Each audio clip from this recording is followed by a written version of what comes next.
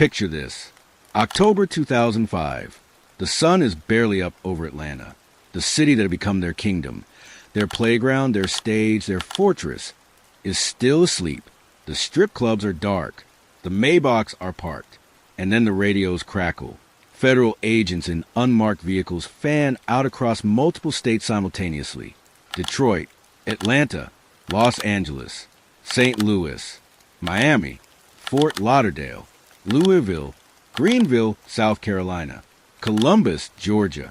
It is not a local operation.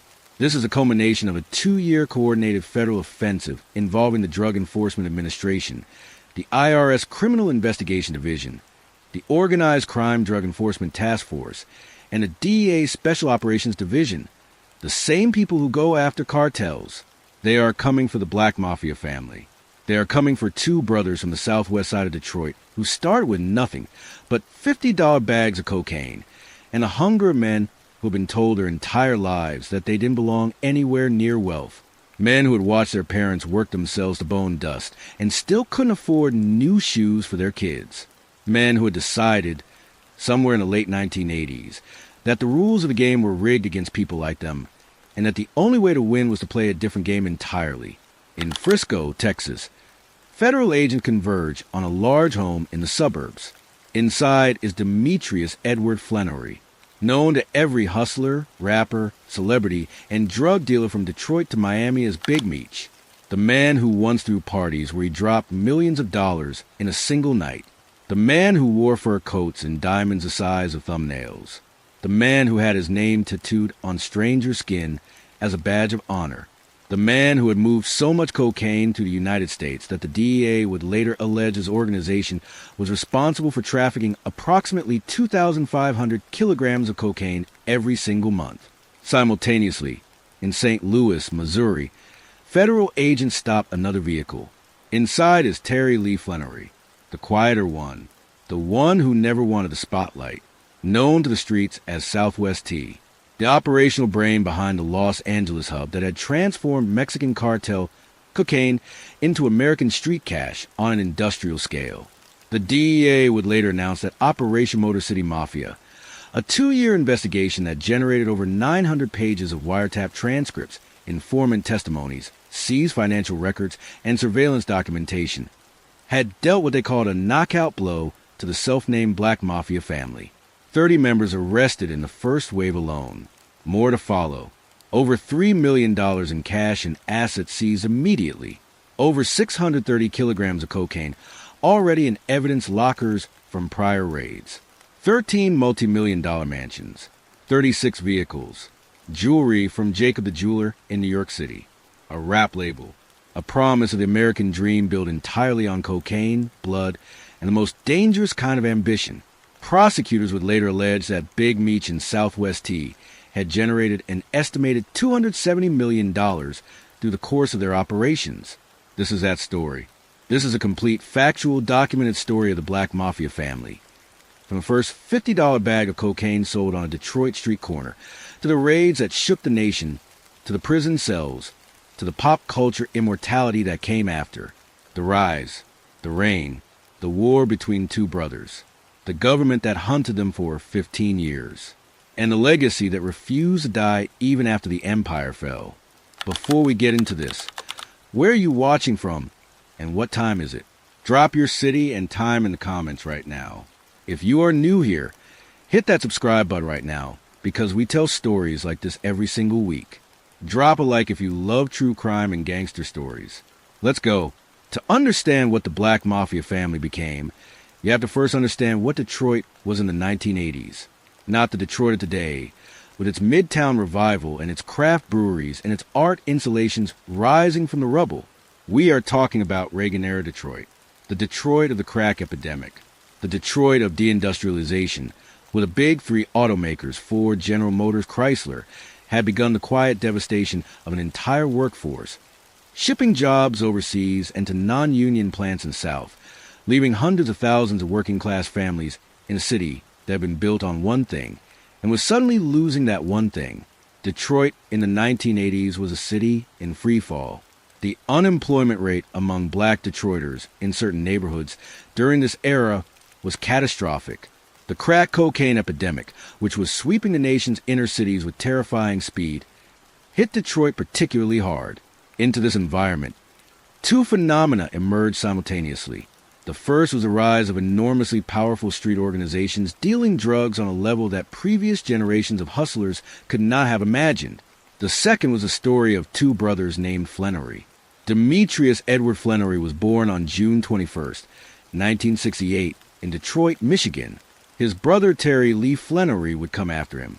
They grew up in the southwest side of Detroit, a working-class neighborhood that had not yet been entirely swallowed by the devastation hitting other parts of the city, but was close enough to feel the pressure. Their parents, Charles and Lucille Flannery, were described by people who knew the family as hard-working and deeply religious. The Bible was open in their house. Charles worked. Lucille worked. They were not absent. They were not indifferent. They were, by every account, a loving family trying to survive in a system that seemed designed to exhaust them without ever letting them get ahead. This detail matters enormously, because so much of mythology around men like Big Meech centers on the absent father, the broken home, the chaos that supposedly makes crime inevitable. The Flannery brothers did not come from chaos. They came from love and from faith, and from a household where their parents genuinely tried, and they still turned to the street. That truth is more complicated and more uncomfortable than any simple narrative, and it is the truth nonetheless. What Demetrius and Terry saw on the streets of Detroit as teenagers in the mid-1980s was a city within a city, a parallel economy operating in plain sight. The crack cocaine trade was not subtle. It was not hidden. It was out in the open, visible on every corner of certain neighborhoods, and it came with visible rewards that no legitimate job available to young black men in Detroit could match. New cars, gold chains, respect, power, an escape from the grinding poverty that was slowly suffocating everyone they knew who played by the rules. Detroit in the 1980s had two particularly legendary criminal organizations that shaped the imagination of every young person watching from the sidewalks. The first was Young Boys Incorporated, known as YBI, an organization so sophisticated in its approach to street-level drug dealing that it was essentially a corporation with structured hierarchies, territories, employee rules, and profit distribution. YBI, at its peak in the early 1980s, was generating millions of dollars annually and had turned crack cocaine distribution into something approaching an industrial operation. Their influence on the hustlers who came after them cannot be overstated. The second was the Chambers brothers, BJ, Larry, Willie, and Otis, who operated one of the most extensive crack cocaine enterprises in Detroit's history during the 1980s. The Chambers brothers are said to have been the real-world inspiration for the film New Jack City. Their operation was so enormous that they controlled an entire apartment complex, the Broadmoor on East Grand Boulevard, which they essentially turned into a 24-hour crack distribution warehouse. Federal videotapes of the Chambers brothers counting money and displaying their wealth were shown on national television. The impact on every ambitious street hustler watching was seismic. According to Big Meech himself, speaking in a recorded federal prison phone interview that would later become widely cited, the Chambers brothers and Young Boys Incorporated were the templates. They showed young men like Demetrius and Terry Flannery what was possible. They showed that a black man from Detroit with nothing but intelligence and hunger could build something that the legitimate world would never offer him. Whether that lesson was wise or catastrophic would only become clear decades later. If you want to know the reason for us first getting the game, Big Meech said, it was just about being poor, man. We on welfare, at the gas station with food stamps. We keep catching the bus with holes in the bottom of your shoes. That was the motivation. We got to do something. Fast. Once me and my brother got a real taste of money. It's like you don't never want that feeling to go away. That statement is perhaps the most honest and devastating articulation of why the drug trade captures so many young men who might, in a different world, have channeled their intelligence and ambition into something different. Big Meech was not stupid. By any measure, the qualities that the business world calls entrepreneurial instinct, vision, leadership, risk tolerance, the ability to read people and build loyalty, Demetrius Flannery had in abundance. In a different world, with different circumstances and different options, the man who would build the Black Mafia Family might have built a Fortune 500 company. But this was not a different world. This was Southwest Detroit in 1985, and the options on the table looked nothing like a Fortune 500 company. Demetrius was approximately 17 years old when he and his brother began selling cocaine on the streets of their neighborhood. Initially, they were moving what the streets called dime bags, small quantities, $50 worth of crack cocaine at a time. This was the very bottom of the operation, street-level retail, the riskiest point in the entire drug trade, where the money is smallest and the exposure to violence and arrest is greatest. But it was also where they started. And in the story of the Black Mafia Family, where they started is almost incomprehensibly far from where they ended up. Their first organizational affiliation was with a crew known as the 50 Boys, a name derived from the $50 packages they sold. They operated under the guidance of a man named Edric E.D. Boyd, who was himself mentored by a former Young Boys Incorporated lieutenant named Norman Sneed Johnson. The lineage was direct. YBI had shaped the template. E.D. Boyd had absorbed it. And now E.D. Boyd was passing it down to two hungry teenagers named Demetrius and Terry. E.D. Boyd would later tell Vlad TV that he knew from early on that these brothers were different. He said he had groomed them from day one to be bosses. That the day they eventually grew beyond him was something he had intended all along. Whether that account contains the usual embellishment of hindsight or not, what is undeniable is that under E.D. Boyd's early mentorship, Demetrius and Terry Flannery learned the foundations of organized drug distribution, how to manage a crew, how to handle money, how to think about scale, how to protect territory. They also learned that the street demanded something beyond business. It demanded proof. And in the late 1980s, that proof came in blood. During the early years of their operation, both brothers were shot. The street was not a classroom. It was a battlefield, and the curriculum was written in consequence. Terry Flannery was shot in the right eye during a street conflict. The damage was permanent. He would spend the rest of his life with partial sight in that eye. Demetrius was shot in the neck outside a Chinese restaurant in the late 1980s. He survived. He did not leave the game. He went deeper. For two young men who had already decided that the legitimate world offered them nothing worth having, violence was not a deterrent. It was proof of their commitment. And in the brutal arithmetic of the street, surviving violence earned a currency that no amount of money could buy on its own. It earned respect. By the late 1980s, Demetrius and Terry Flannery were no longer just two kids selling bags of cocaine on a corner. They were building something. Recruiting from trusted associates, childhood friends, and neighborhood contacts who had proven their reliability. They were thinking about structure, about hierarchy, about how to grow something that was more than just a crew. They were, in a language that would not be applied to them for years yet, thinking about an organization. And in 1989, according to the historical record, the Black Mafia Family was formally established. The name itself came later. The BMF acronym, according to most accounts, wasn't formally adopted and used until around the year 2000. But the organization, the bones of it, the crew structure, the ambition, the brotherhood, that was 1989. That was Demetrius and Terry Flannery looking at the city around them, looking at the organization they had built, and deciding that the rules of the game they were playing were about to change. The late 1980s and early 1990s were years of growth and violence for the organization that would become BMF. Growth, because Demetrius and Terry were rapidly moving beyond street-level retail into something more resembling wholesale distribution. Violence, because the street never allows expansion without contestation. By this point, the brothers were operating on Detroit's southwest side with a level of sophistication that set them apart from the average corner crew. They were thinking in terms of supply chains, distribution networks, and territory, not just individual transactions. And they were beginning to understand one of the most fundamental principles of drug trafficking at scale. The real money is not in retail. The real money is in wholesale. The real money is not in selling to users. The real money is in supplying the people who sell to users. This insight, obvious in retrospect, but genuinely sophisticated for teenage street hustlers, will become the cornerstone of the BMF business model. They were not trying to control every corner. They were trying to control the supply to the corners. They were not trying to be the biggest dealers in Detroit. They were trying to be the source that the biggest dealers in Detroit came to. During this period, the brothers also encountered a business opportunity that would prove defining: connections to Mexican cartel cocaine sources. This introduction came through a California drug trafficker named Wayniak Joyner.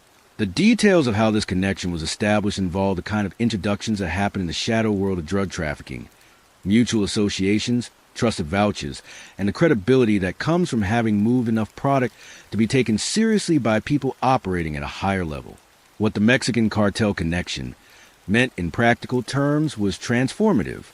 Instead of buying cocaine from other American distributors, which meant paying markup on markup, price point stacked on price point, the Flannery brothers were now able to obtain their product closer to the source.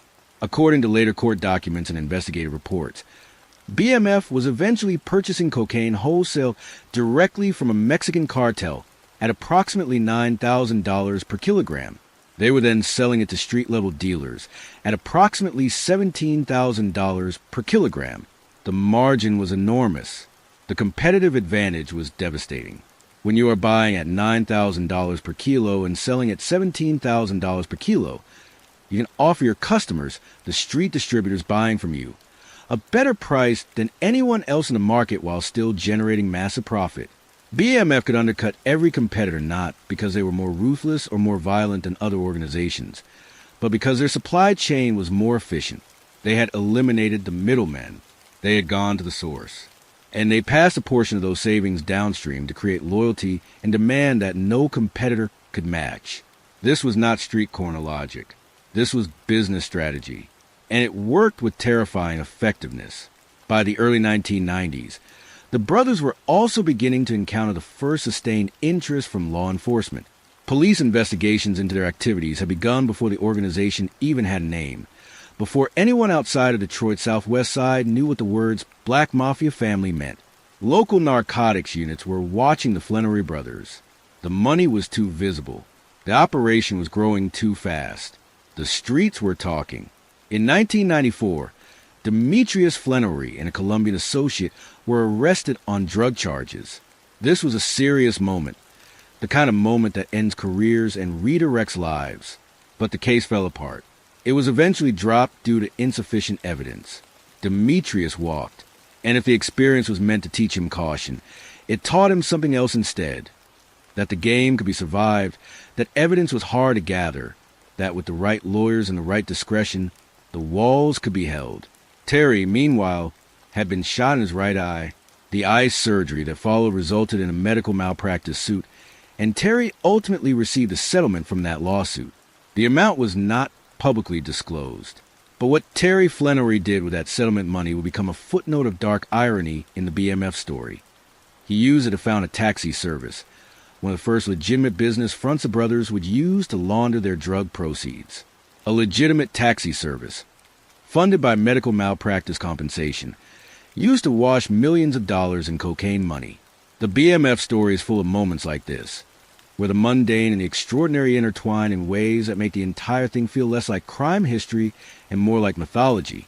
By the mid-1990s, Demetrius and Terry Flannery had expanded their operation well beyond Detroit and beyond Michigan. They were making inroads into Kentucky, Georgia, Missouri, Texas, and California. They were moving cocaine not in grams or even single kilograms, but in quantities that would have been unimaginable just a few years earlier. And they were beginning to do something that would define the organization in its mature phase.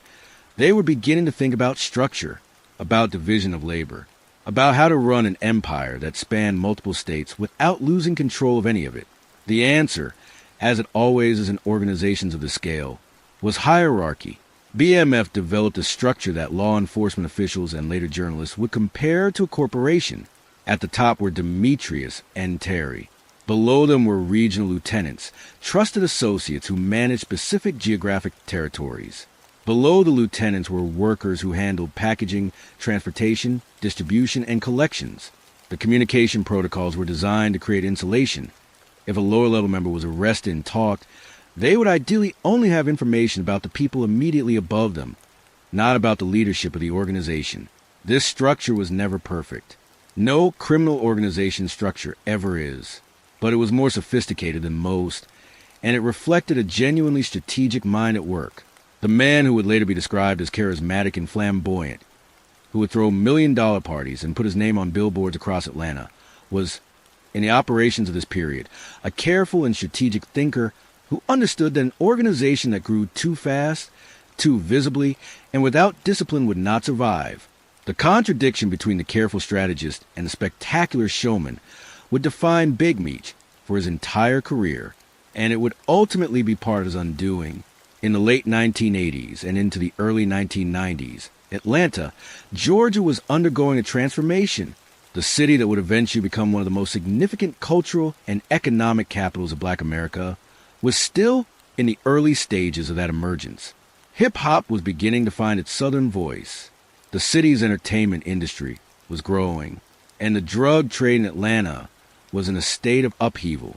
For decades, the cocaine market in Atlanta had been dominated by a crew known as the Miami Boys, a Florida-based network that had established deep roots in Atlanta's street economy. The Miami Boys were not amateurs. They were a sophisticated, well-connected organization that had controlled significant portions of Atlanta's cocaine distribution for years. But in the early 1990s, federal investigators dismantled the Miami Boys through a series of prosecutions and convictions. The organization collapsed. And where a powerful criminal organization collapses, it leaves a vacuum. Markets don't cease to function because their suppliers go to prison. They find new suppliers. The customers, the distributors, the street networks that have been built over years. They were still there. They just needed a new source. Demetrius and Terry Flannery were paying attention. The move to Atlanta was not impulsive or accidental. It was calculated. Atlanta represented, for the BMF, exactly what every market expansion represents in any business context: an opportunity to enter a disrupted market with a superior product at a competitive price, and to establish dominance before anyone else fills the vacuum. The brothers moved aggressively. They brought their connections, their supply chain, their organizational structure, and their competitive pricing to a city that was ready for exactly what they were offering. Atlanta was also, critically, a transportation hub. The city sits at the intersection of major interstate highway arteries: I-75, I-85, I-20, I-285, that stretch in every direction across the southeastern and midwestern United States.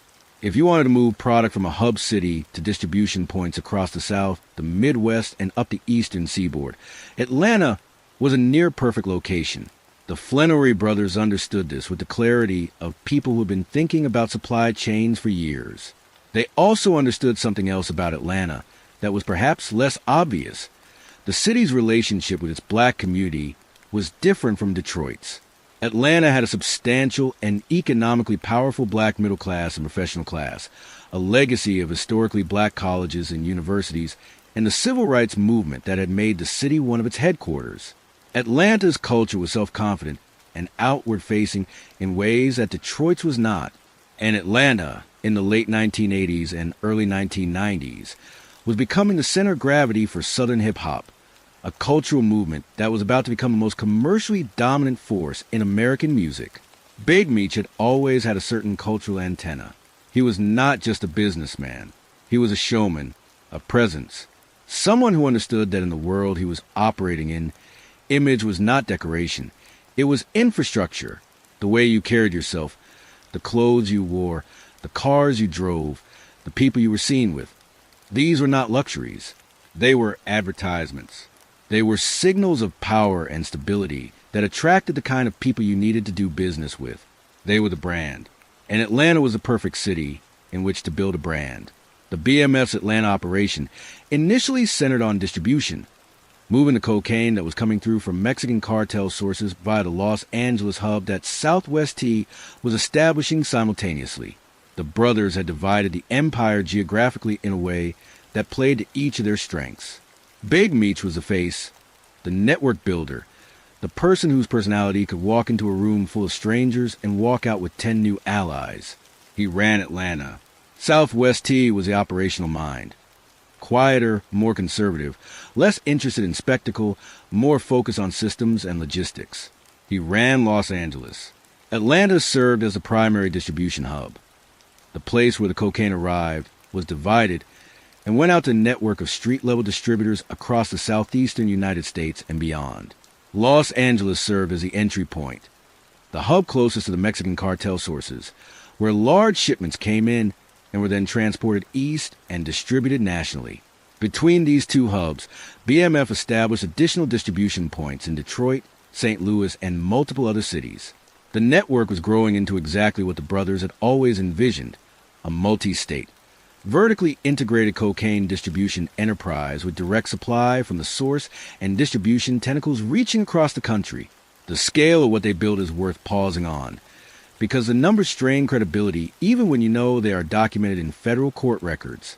At its peak, BMF's Atlanta hub alone was responsible for distributing approximately 2,500 kilograms of cocaine per month. That is 2.5 metric tons of cocaine every month, coming through a single distribution hub in Atlanta. The total operation, Atlanta, Los Angeles, Detroit, St. Louis, and the distribution points in states including Georgia, Alabama, Illinois, Louisiana, Michigan, Mississippi, Texas, Ohio, Florida, South Carolina, Kentucky, and beyond, was moving quantities of cocaine that placed BMF in a category that the DEA's Special Operations Division, which typically targets international drug cartels, took seriously. The 500-person workforce is another number that staggers imagination. Over 500 people at BMF's organizational peak were employed in various capacities by the Black Mafia family. As lieutenants, as couriers, as street distributors, as money counters, as legitimate business fronts, as security. 500 people whose economic survival was tied to the continued operation of an enterprise built on two boys from Detroit with holes in their shoes. The cocaine itself was transported through the BMF supply chain by methods that combine creativity with scale. Couriers moved product in luxury vehicles, in motorhomes, in tractor-trailers, in limos. On April 11th, 2004, a date that would later become significant in the federal case, a BMF courier named Jabari Hayes was pulled over on Interstate 44 in Phelps County, Missouri, driving a 40-foot motorhome. He was stopped for swerving over the fog line when an AK-9 unit was brought to the scene. 2 suitcases in the back of a Range Rover being towed by the motorhome were found to contain approximately 95 kilograms of cocaine and 572 grams of marijuana. This single stop gave federal investigators an enormous intelligence windfall. But in the early 2000s, the reckoning was still in the future. In Atlanta, in the early years of the new millennium, Big Meech was at the peak of his power, and he was about to do something that no drug kingpin at his level had ever quite done before. He was about to become famous on purpose. The year 2000 is when the mythology of the Black Mafia family fully crystallized. This is when the acronym BMF began to appear on chains, on clothing, in conversations, in rap lyrics, in the vocabulary of an entire culture. And this is when Big Meech took a step that would define his legacy in ways he perhaps could not have fully anticipated. He launched BMF Entertainment. The concept of using a legitimate business as a front for criminal proceeds is as old as organized crime itself. Money laundering through legitimate businesses, restaurants, car washes, construction companies, entertainment venues, is a standard tool in the criminal enterprise playbook. Big Meech understood this. The entertainment business was a logical choice. It is a cash-intensive industry where large fluctuations in revenue are normal and explainable, where luxury spending is expected and normalized, and where relationships with artists and celebrities create social capital that can open doors in legitimate and illegitimate worlds simultaneously. But BMF Entertainment was never only a money laundering vehicle. Not to Big Meech. To him, the entertainment business was something he genuinely wanted. The world of music, of celebrity, of spectacle, and fame. This was not a cover story. This was an aspiration. Demetrius Flannery had grown up watching the drug dealers around him wield power through visibility. The Chambers brothers, flaunting their money on federal surveillance tapes, had understood that in the world they occupied, the display of wealth was itself a form of power. But Big Meech wanted something the Chambers brothers never achieved. He wanted to be celebrated.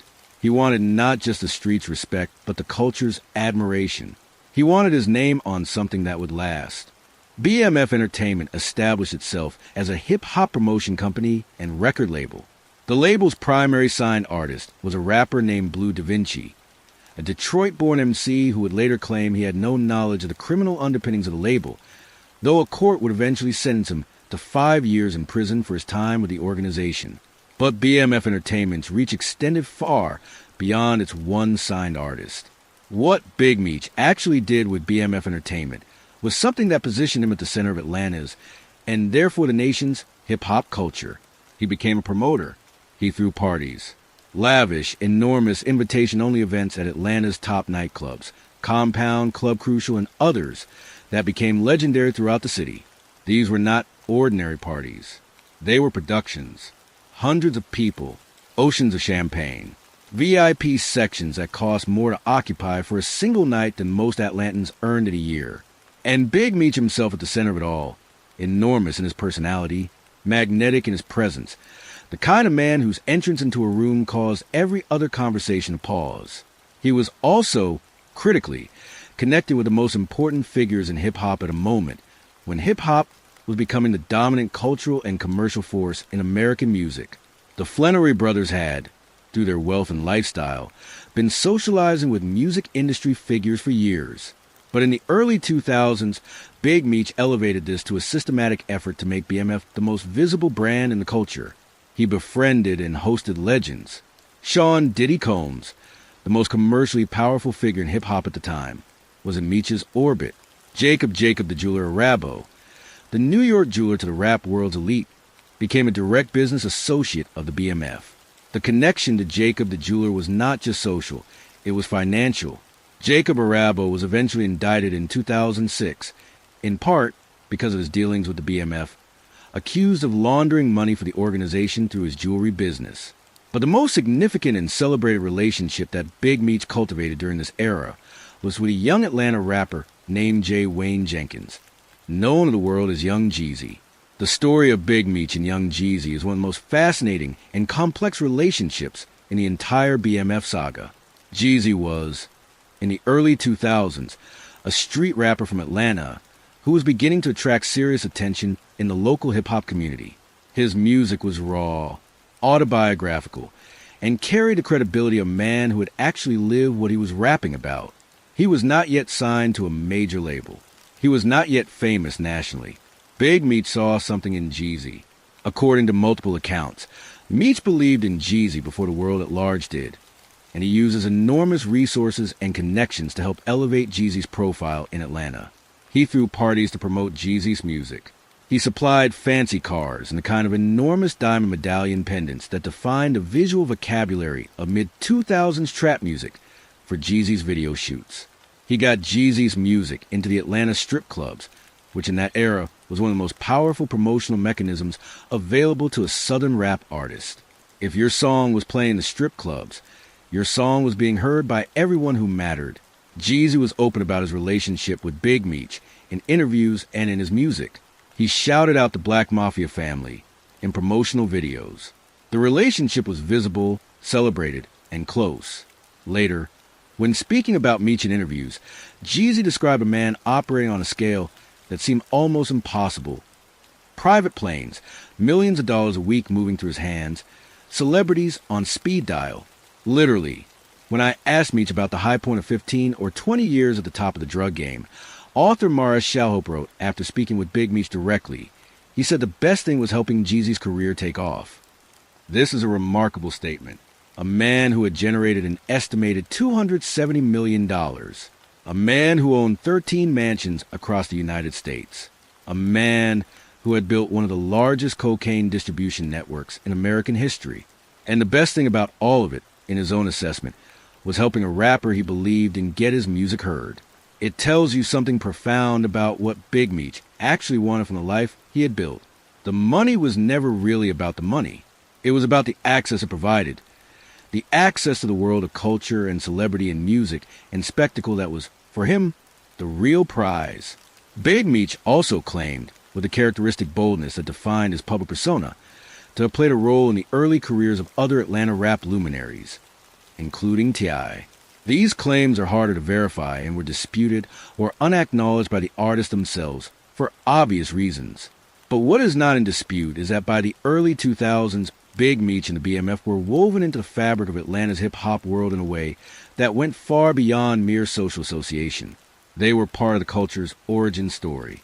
BMF Entertainment also posted billboards across Atlanta that read, "The World ISBMFs." This was not a subtle operation. This was a drug kingpin essentially advertising himself to the city, to law enforcement, to everyone with eyes. The boldness was either the ultimate expression of invincibility or the most spectacular miscalculation in the organization's history. Probably, in retrospect, it was both. The BMF logo became an icon. People tattooed it on their skin, wore it on clothing, shouted it in videos. The Black Mafia Family had, by the early 2000s, transformed itself from a drug trafficking organization into something approaching a brand, a culture, a lifestyle, an identity that people outside the organization aspired to associate with. This was unprecedented in American organized crime. The Italian-American Mafia had never cultivated public celebration of its brand in this way.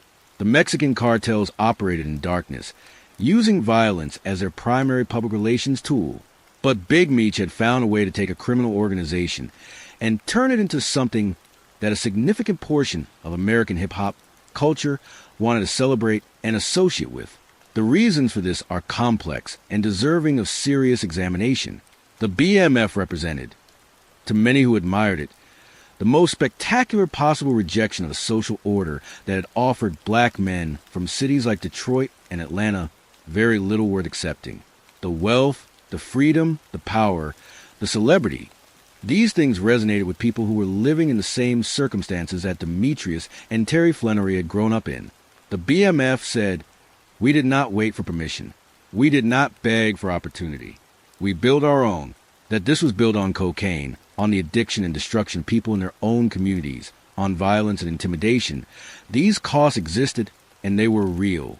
But in the cultural conversation of the early 2000s, they were largely absent from the celebration. Big Meech had made the story of his empire compelling enough to crowd out the story of its consequences. The parties during this era were legendary. Big Meech was known to arrive at nightclubs with entourages of 100 or more people, spending lavish amounts in a single evening. Custom cars, designer wardrobes, diamonds from Jacob the Jeweler, 13 mansions across the country, including properties in Metro Detroit, Georgia, and Los Angeles. A fleet of vehicles that read like a luxury car dealer's inventory. Maybachs, Bentleys, Ferraris, and more. Jeezy once described in interviews how Big Meech would pull up to events in a way that made everyone in the building understand immediately that someone extraordinary had arrived. The presence, the clothing, the entourage, the energy. It was a performance. It was a masterful one. But underneath all of the spectacle, the operation was still running. The cocaine was still moving. The money was still being laundered. The hierarchy was still functioning, with lieutenants managing territories and workers moving product and cash across state lines. The party was real. The business was real. And the government was watching. By the early 2000s, one of the most consequential and least publicly discussed developments in the BMF story was unfolding quietly. The deterioration of the relationship between Demetrius and Terry Flannery, the brothers who had started together on a Detroit street corner with nothing but ambition, and each other had grown into two very different men. And those differences were beginning to create tension that the organization could not entirely contain. The differences were not simply about personality, though personality was part of it. They were about fundamental disagreements regarding how to run the operation. Specifically, about the level of visibility that was appropriate for men in their position. Terry Flannery, Southwest T, had always been the quiet one, the operational mind, the man who understood that in the business they were in, invisibility was survival. He ran the Los Angeles hub efficiently, and without the spectacle that defined his brother's Atlanta operation. Where Big Meech was filling nightclubs and put his name on billboards, Southwest T was managing logistics, overseeing supply chains, and maintaining the kind of low profile that career criminals with survival instincts tend to favor. Demetrius, by contrast, had become increasingly, almost defiantly, visible. The BMF entertainment venture, the celebrity connections, the billboards, the parties, the entourage, the constant public presence. For a man who was a co-founder of a major cocaine trafficking organization, Big Meech was living in a way that made law enforcement's job almost embarrassingly easy. They did not need undercover agents to find him. They just needed to watch who was at the hottest parties in Atlanta. Terry reportedly believed that his brother's visibility was catastrophically dangerous, that the attention Big Meech was attracting from the culture, from the press, from the celebrities, was the same attention that eventually brought down every high-profile criminal organization, that the difference between long-term survival and a federal indictment was directly proportional to how much you let the world see you. Big Meech, for his part, seemed to have believed, at least for a while, that his cultural cachet actually provided a form of protection, that being beloved by the hip-hop community, by celebrities, by the media, made him somehow harder to touch, that the brand of BMF was armor. He was wrong, but the belief was coherent in a way. The federal government does not typically pursue beloved cultural icons with the same vigor it pursues anonymous criminals. Public attention can sometimes be a tool. The problem was that Big Meech was not using his public attention strategically. He was genuinely intoxicated by it. The celebrity was not a shield. It was a light. And in the darkness of criminal enterprise, light is never your friend. There was also, by the early 2000s, growing concern within the organization about internal security.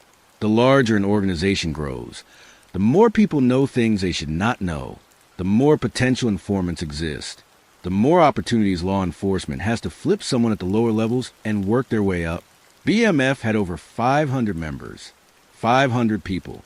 Each of them knew something. Many of them knew enough to be enormously valuable to federal prosecutors. And the DEA, by this point, was already building a case.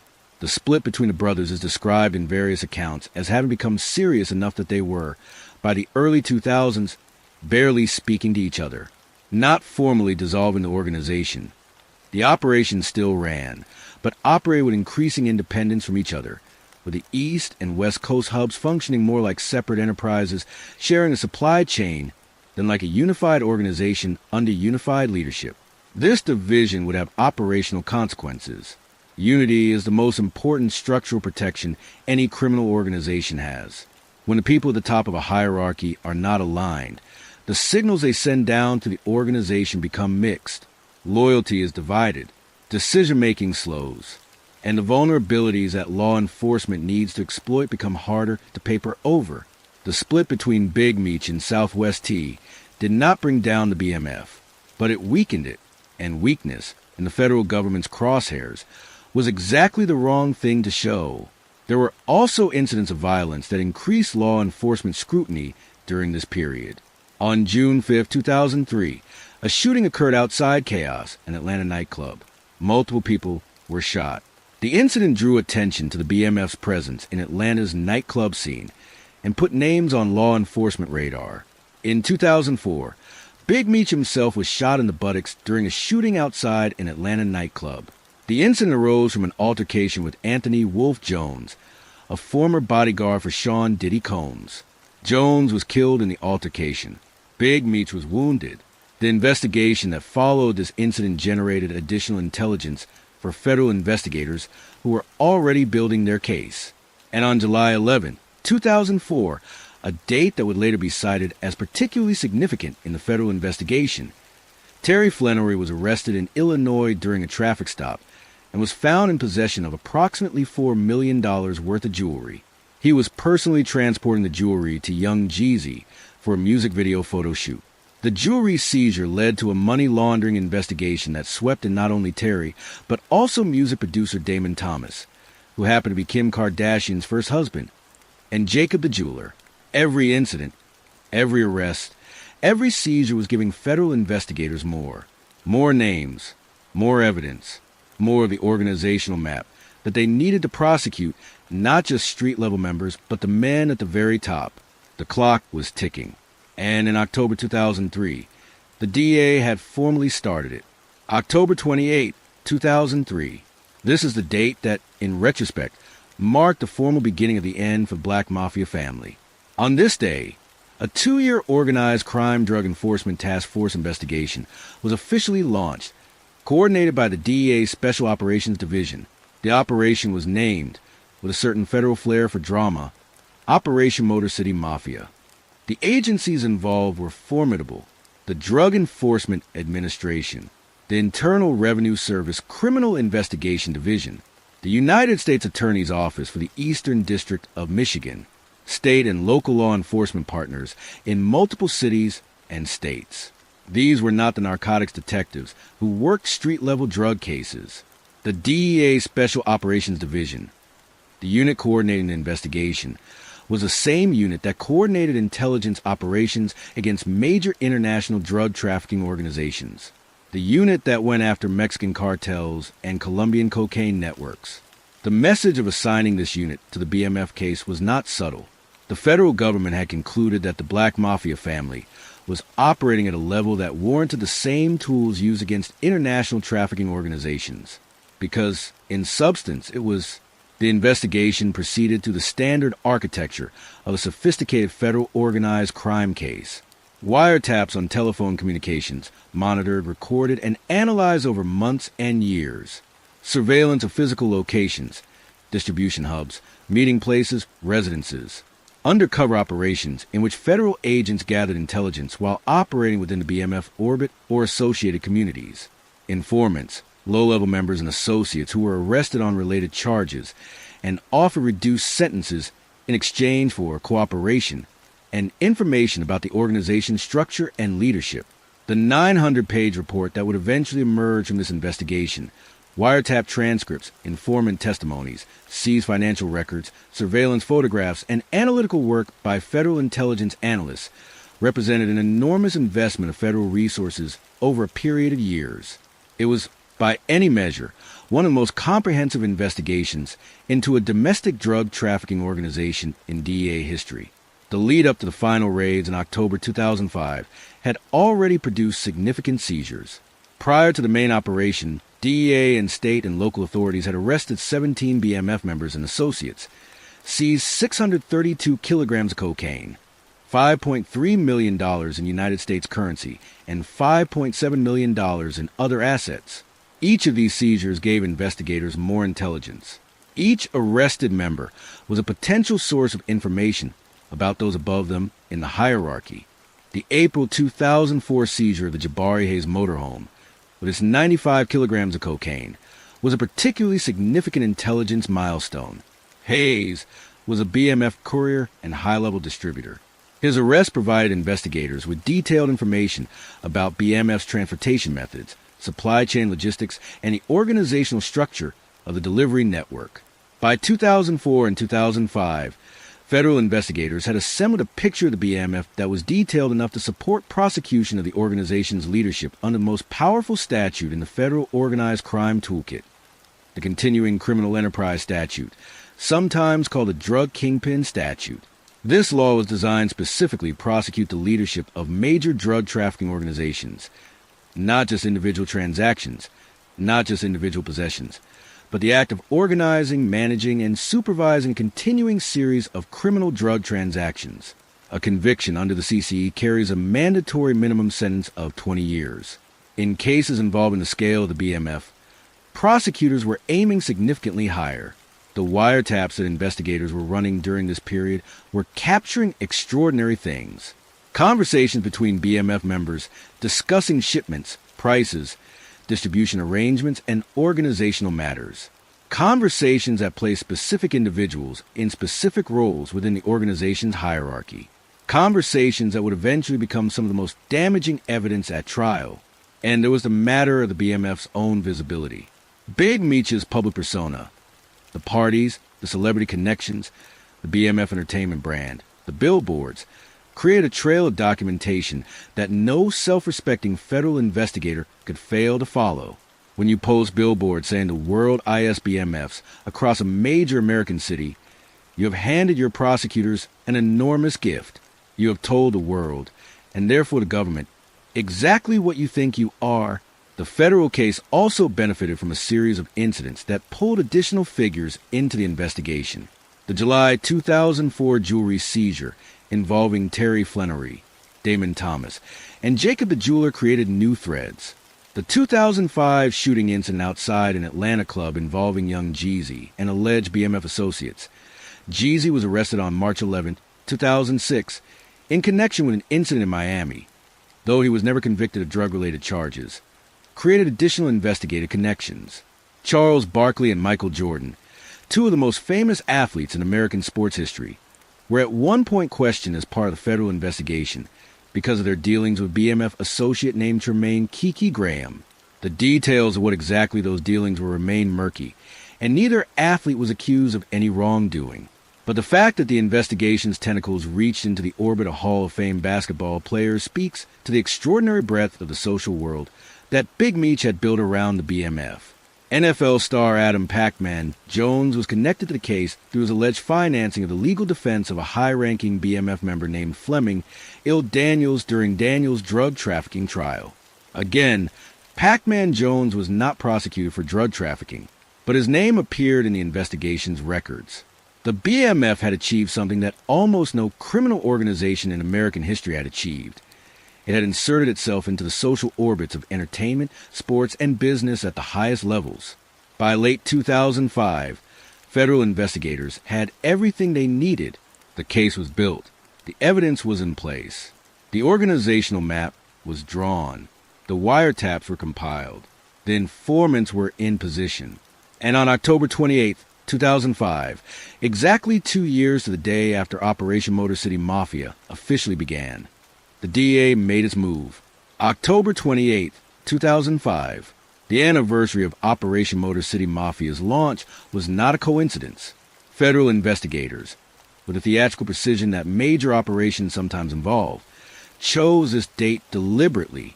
2 years of work. 2 years of wiretaps and surveillance and informants and seized shipments. And now the final act. The raids were coordinated across multiple cities simultaneously. Atlanta, Detroit, Los Angeles, St. Louis, Miami, Fort Lauderdale, Orlando, Greenville, South Carolina, Columbus, Georgia, Louisville, Kentucky, every major BMF hub, every significant distribution point, every city where the organization had planted its flag. The federal government came through the door at the same moment. In Frisco, Texas, a suburb outside of Dallas, federal agents descended on a large residential property where Big Meech had been staying. Demetrius Flannery, the co-founder and face of the Black Mafia Family, the man who had been the most visible drug kingpin in America for years, was arrested without significant incident. The empire's most recognizable face was in handcuffs. Southwest T was arrested in St. Louis, Missouri. In the initial raid, 30 BMF members and associates were arrested. Federal agents seized $3 million in cash and assets, 2.5 kilograms of cocaine on hand at the time of the raids, and numerous weapons. When combined with the seizures from the preceding 2 years of investigations, the total picture of what the federal government had accumulated was staggering. Over 630 kilograms of cocaine, more than $5.3 million in cash, more than $5.7 million in other assets. 13 homes across Metro Detroit, Georgia, and Los Angeles. More than 3 dozen vehicles. Jewelry worth millions. Financial records documenting the laundering of drug proceeds through BMF Entertainment and other business fronts. According to later accounts, including the detailed reporting in Mara Shalhope's book BMF, The Rise and Fall of Big Meech and the Black Mafia Family, which was published in 2010 and remains the most comprehensive journalistic account of the organization, the BMF had been aware that the federal government was closing in before the October 2005 raids. Southwest T's arrests had come first or near simultaneously, depending on the account. And there are documented reports that Big Meech had been offered the opportunity to flee to Mexico to avoid capture. Given his connections to Mexican cartel sources, this was not an empty option. Mexico would have been accessible, and avoiding a federal indictment would have meant remaining free. Big Meech chose to stay. The reasons for this decision have never been fully explained. Perhaps he did not believe the case against him was as strong as it proved to be. Perhaps the idea of exile, of giving up the life he had built, the celebrity, the cultural status, the possibility of the music industry future he dreamed of, was more intolerable than the alternative. Perhaps he believed that his lawyers could fight and win. Perhaps he simply, at the end, was not the kind of man who ran. Whatever the reason, he was arrested. And when the smoke cleared on October 28, 2005, the Black Mafia Family, the organization that had been built over 2 decades, from $50 bags on a Detroit street corner to a $270 million cocaine empire spanning 11 states, was over. DEA Administrator Karen Tandy issued a public statement after the raids. For too many years, these drug dealers have poisoned our streets and cast shadows of fear across our communities. Today's arrest dismantled this drug mob and should significantly impact drug-related crime in the communities where the BMF operated. The statement was accurate, but it was also incomplete, because the story of the Black Mafia Family did not end on October 28, 2005. In a way, in the cultural way, the pop culture way, the way that names become legends, it had barely begun. The arrests were the dramatic headline. But the legal machinery that followed was where the government's full case against the Flannery brothers came into focus. Following the October 2005 raids, federal prosecutors in the Eastern District of Michigan, the jurisdiction chosen because the BMF had originated in Detroit, began the process of constructing the formal criminal case. The charges were formidable. Both Demetrius and Terry Flannery were charged with the most serious offenses available under federal law for drug trafficking organizations. The charge list included violations of the continuing criminal enterprise statute, the drug kingpin law designed specifically for the leaders of major trafficking organizations, conspiracy to distribute 5 kilograms or more cocaine, possession with intent to distribute more than 500 grams of cocaine, conspiracy to launder monetary instruments, multiple counts of possession with intent to distribute more than 5 kilograms of cocaine. The continuing criminal enterprise charge alone carried mandatory minimums that would keep both men in federal prison for the rest of their working lives. If convicted at trial, the government was not offering a way out. The case was built to be devastating. The indictment detailed the full scope of what prosecutors alleged: a continuing criminal enterprise involving the large-scale distribution of cocaine throughout the United States from 1990 through 2005. Not a few transactions. Not a brief period of activity. 15 years of organized, systematic cocaine trafficking, moving from street-level dealing in Detroit to a multi-state empire with direct connections to Mexican drug cartels and revenues estimated at $270 million. Additional indictments followed in 2007 against 16 associates in Georgia, alleging violent enforcement of the drug distribution network, including assaults and intimidation to protect territory. Federal prosecutors were building a RICO-style case, establishing not just the drug trafficking but the pattern of related criminal activity that characterized a sustained criminal enterprise. The evidence presented during legal proceedings was comprehensive. Wiretap recordings of drug deals and organizational conversations. Seized financial ledgers documenting transactions and money flows. The testimony of cooperating witnesses. Former BMF members who had been arrested in earlier seizures and agreed to cooperate in exchange for reduced sentences. Surveillance photographs. Records of the business fronts used for money laundering. Financial analysis showing the movement of drug proceeds through BMF Entertainment and other ostensibly legitimate businesses. The role of BMF Entertainment as a money laundering vehicle was examined in detail. The record label and promotion company had provided a veneer of legitimacy for the lavish spending that characterized BMF's lifestyle. When federal investigators traced the money flowing through BMF Entertainment, they found drug proceeds being laundered through record label expenses, promotion costs, party expenses, and artist development budgets. The cocaine money was being washed through the music industry, transformed, on paper, into legitimate entertainment expenses. Jacob the jeweler, Jacob Arabo, the New York jeweler whose client list read, like a who's who of hip-hop royalty, was indicted in 2006 in connection with his dealings with the BMF. He was accused of laundering money for the organization through his jewelry business, helping transform drug cash into diamonds and precious metals. Arabo eventually pleaded guilty to money laundering charges and was sentenced to federal prison. As the case progressed through 2006 and 2007, the full weight of what the federal government had accumulated became clear. The 900 pages of wiretap material alone represented a staggering volume of documented criminal activity.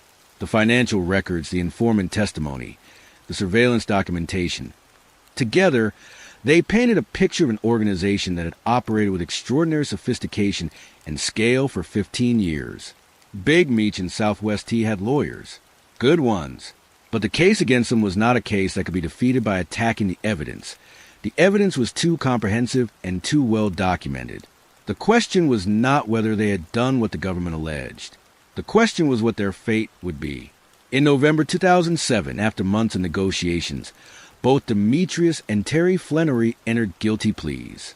They admitted to running a continuing criminal enterprise involving the large-scale distribution of cocaine throughout the United States from 1990 through 2005.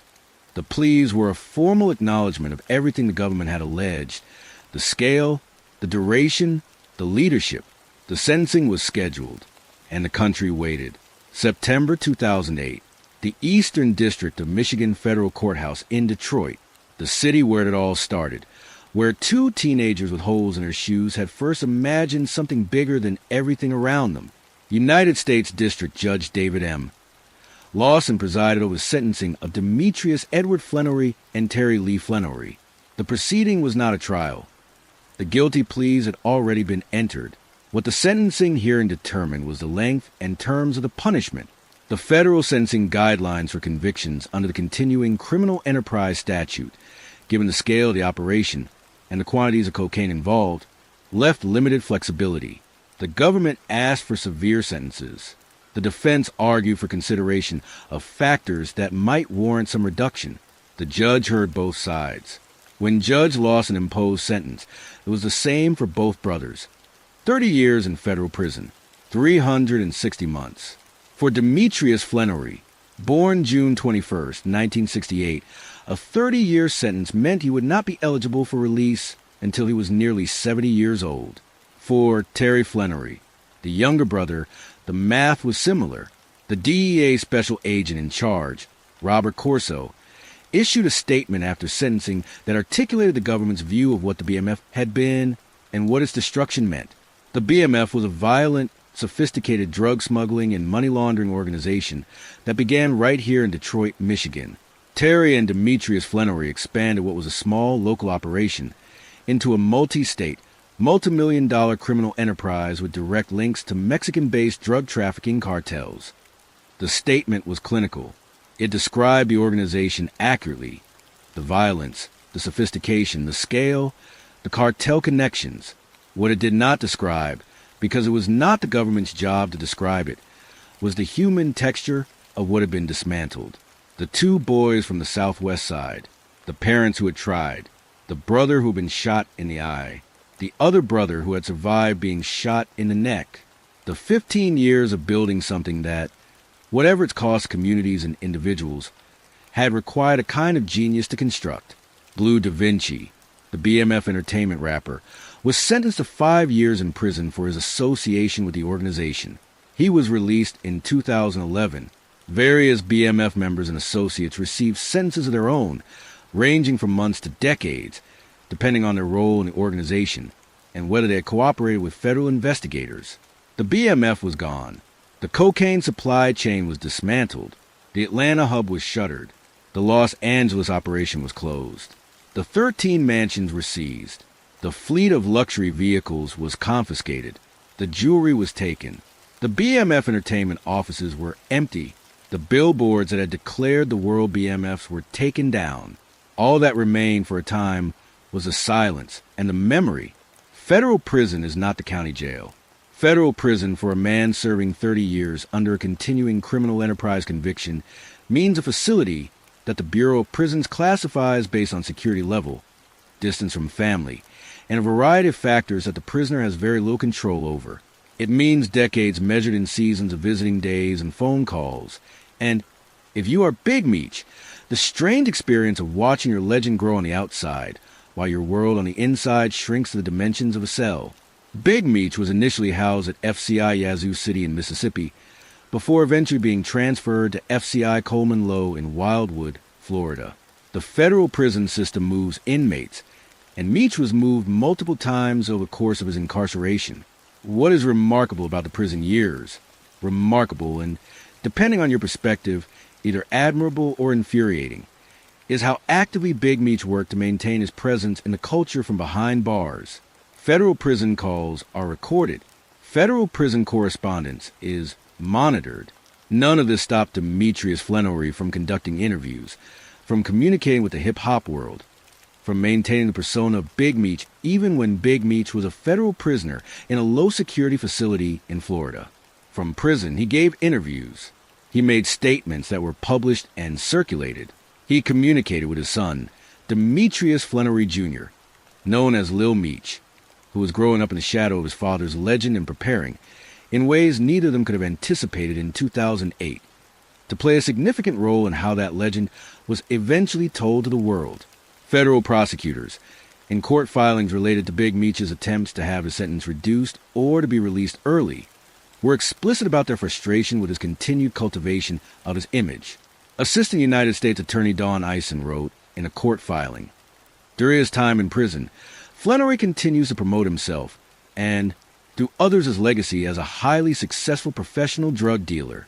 Nothing in that promotion remotely suggests that Flenory has changed." This statement captures the fundamental tension of the Big Meech prison years. From the government's perspective, a man who continues to celebrate his drug-dealing legacy while serving time for drug dealing has not demonstrated remorse or rehabilitation. From Big Meech's perspective, and from the perspective of the culture that had built him into a legend, the legend was not separate from the man. It was the man. It was what he had built, and he was not prepared to disclaim it.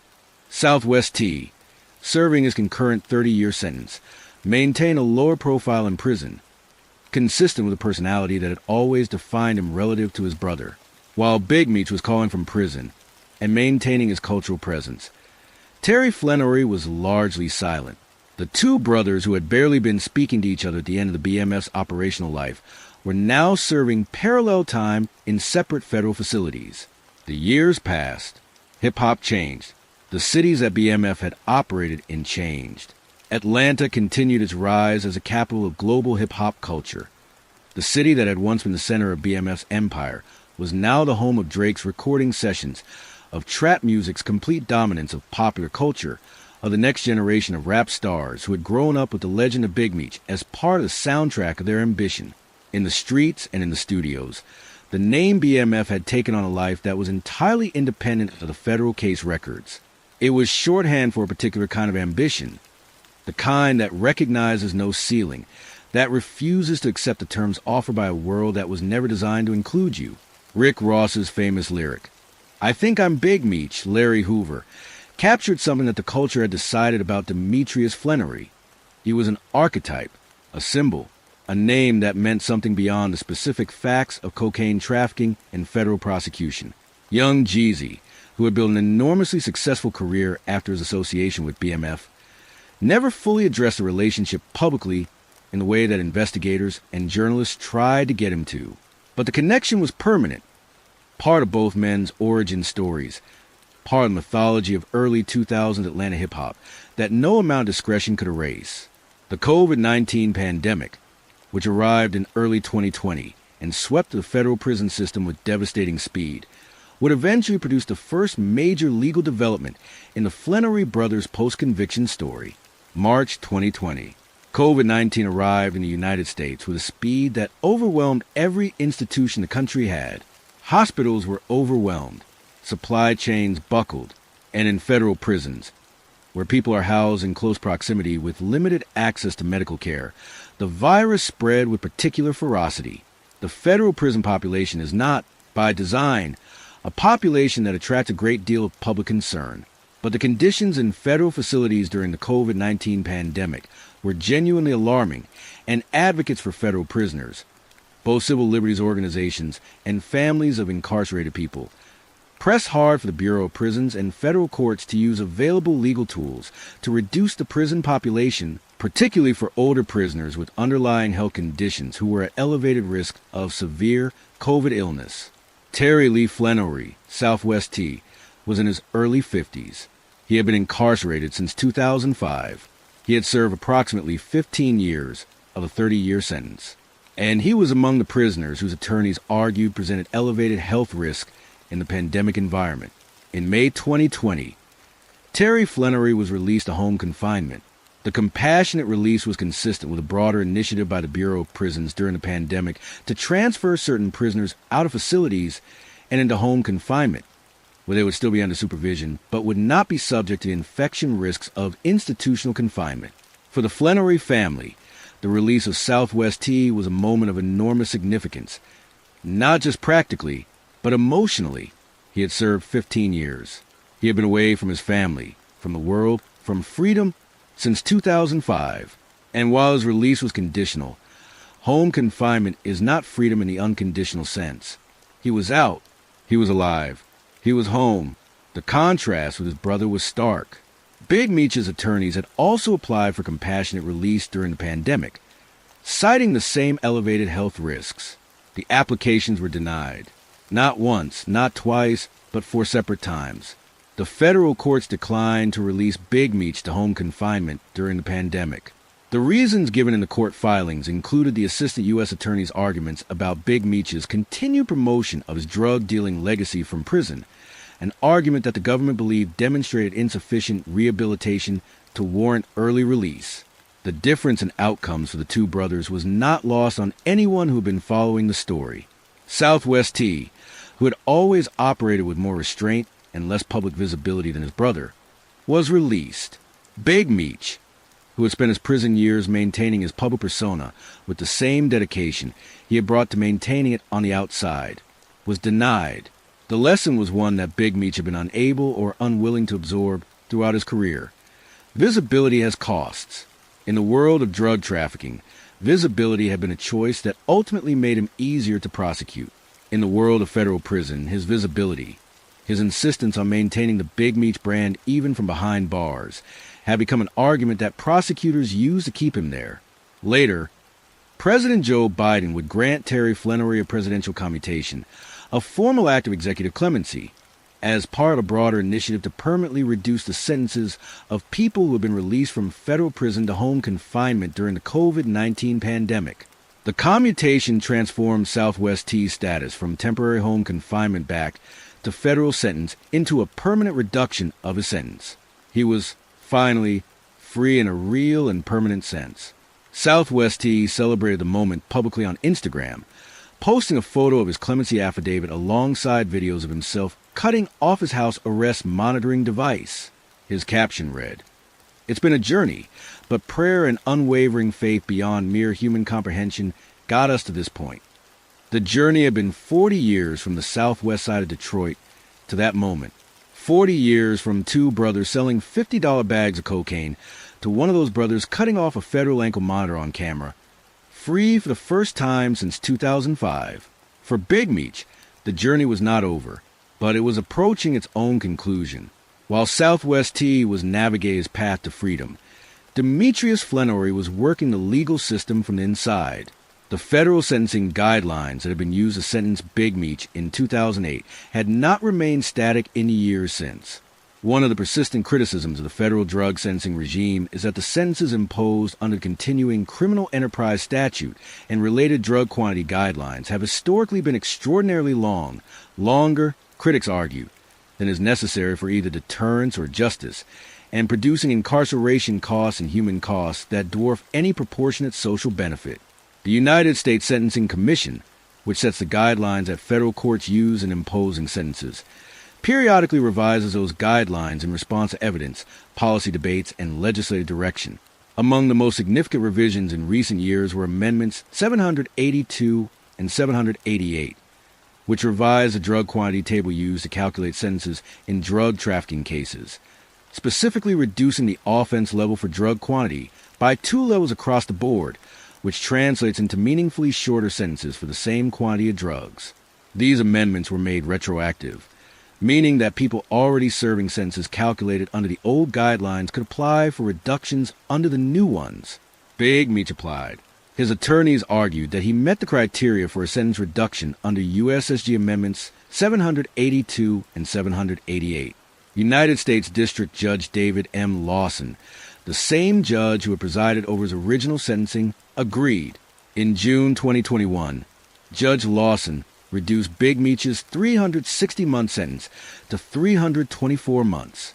30 years had become 27 years.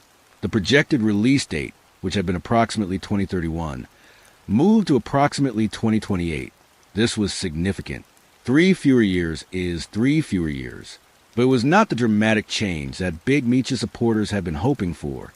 Celebrities and public figures, including 50 Cent and LL Cool J, had publicly called for Big Meech to be pardoned outright, arguing that his continued incarceration served no useful purpose and that the sentence was disproportionate to the offense. Federal prosecutors responded to these calls in court filings with the argument that a man who continued to promote his drug-dealing legacy from prison had not demonstrated the rehabilitation that would warrant clemency. The public debate about Big Meech's sentence touched on questions that went far beyond his individual case. The racial disparities in federal drug sentencing, the question of whether mandatory minimum sentences for drug trafficking produce outcomes proportionate to the actual harm involved, the role of celebrity and culture in how society thinks about crime and punishment. Big Meech had become, involuntarily, a focal point for arguments that his supporters have been making about the justice system for decades. Then, in early 2024, another significant development. According to reporting by TMZ and later confirmed by the Bureau of Prisons, Big Meech's sentence was cut short by nearly 3 years as part of a broader effort to reform sentencing for nonviolent drug offenders. This further reduction brought a projected release date to January 27, 2026. And then on October 15, 2024, the date that set off celebrations across social media and across the communities that followed his story for decades, Demetrius Big Meech Flannery was transferred from FCI Coleman Low in Wildwood, Florida, to a halfway house in Miami, Florida. The Bureau of Prisons confirmed the transfer to TMZ. He was in a residential reentry program, not yet fully free. The conditions of his release would eventually include a supervised release period of 5 years following his release date, but he was out of the federal correctional facility. He was in Miami. He could see the ocean. The celebrations online were immediate and intense. Social media flooded with tributes, congratulations, and declarations of support for a man who had spent nearly 2 decades in federal prison and remained, despite everything, one of the most celebrated figures in hip-hop culture.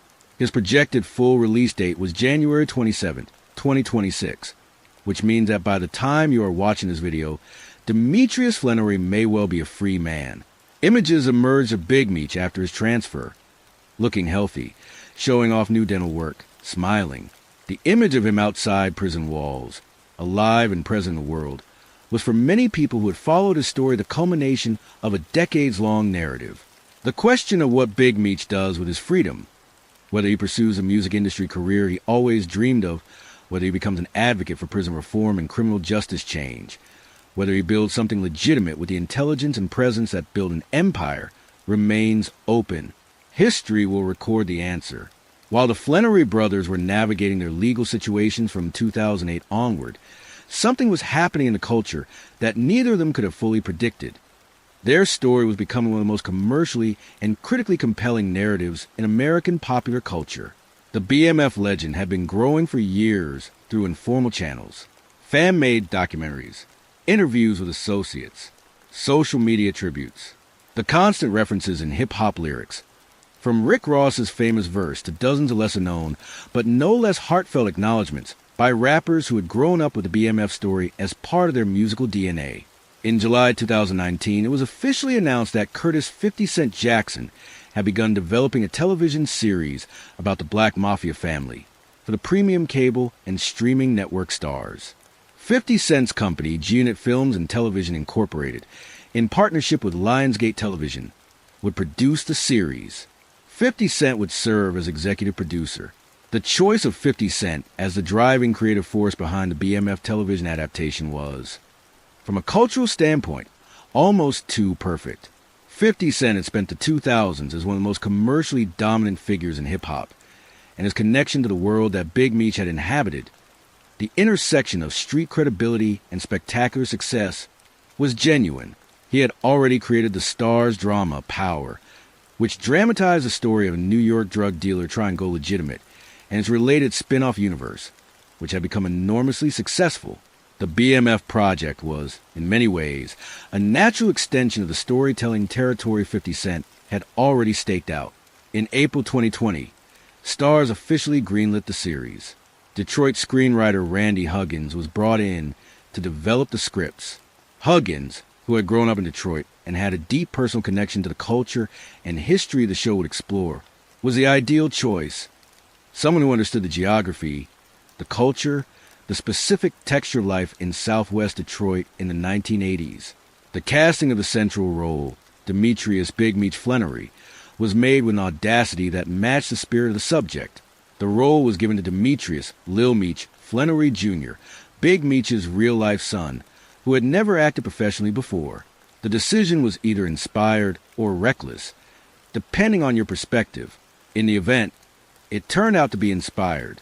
Lil Meech, who had grown up with the legend of his father as a constant presence in his life, brought to the role an authenticity and emotional depth that no professional actor could have manufactured.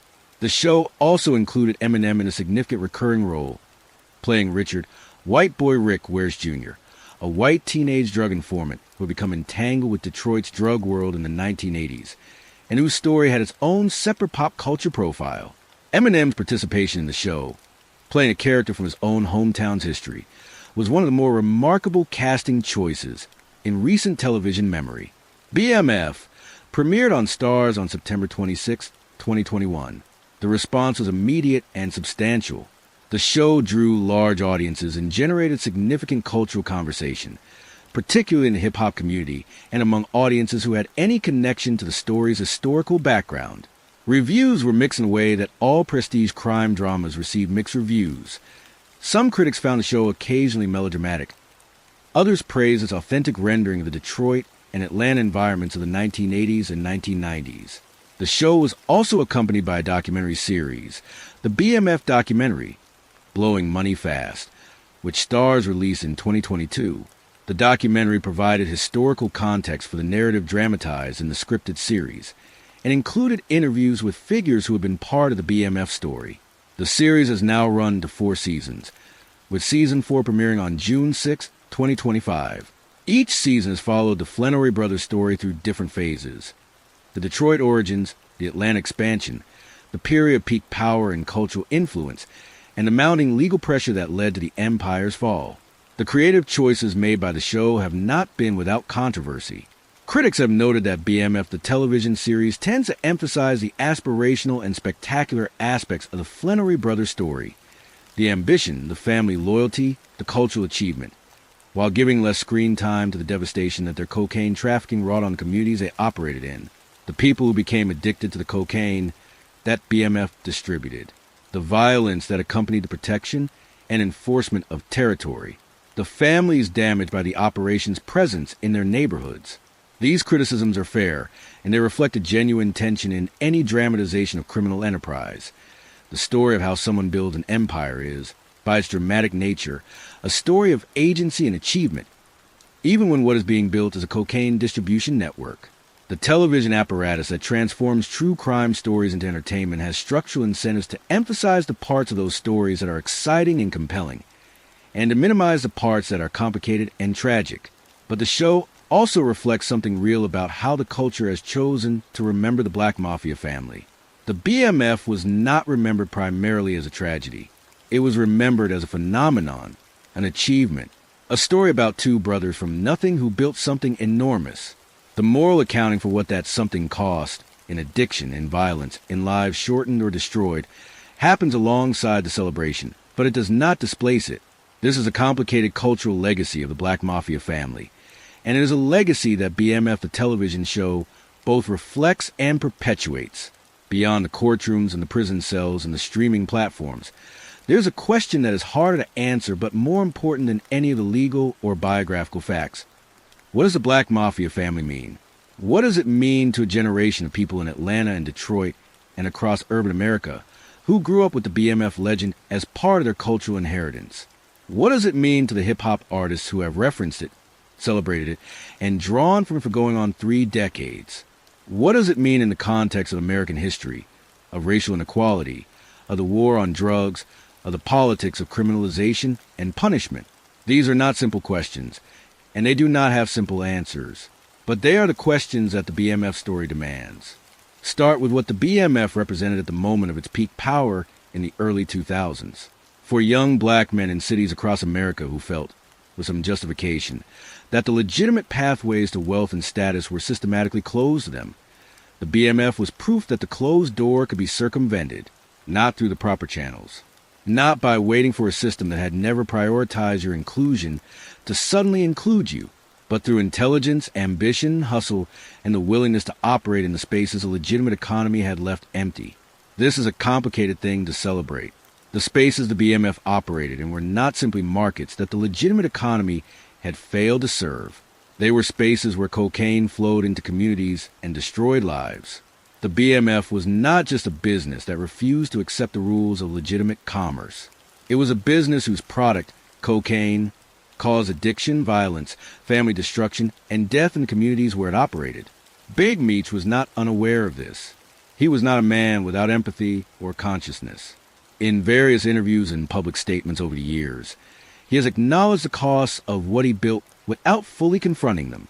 The celebration of the BMF legend in hip-hop culture has similarly tended to bracket the question of consequences, to focus on the achievement without accounting for the price.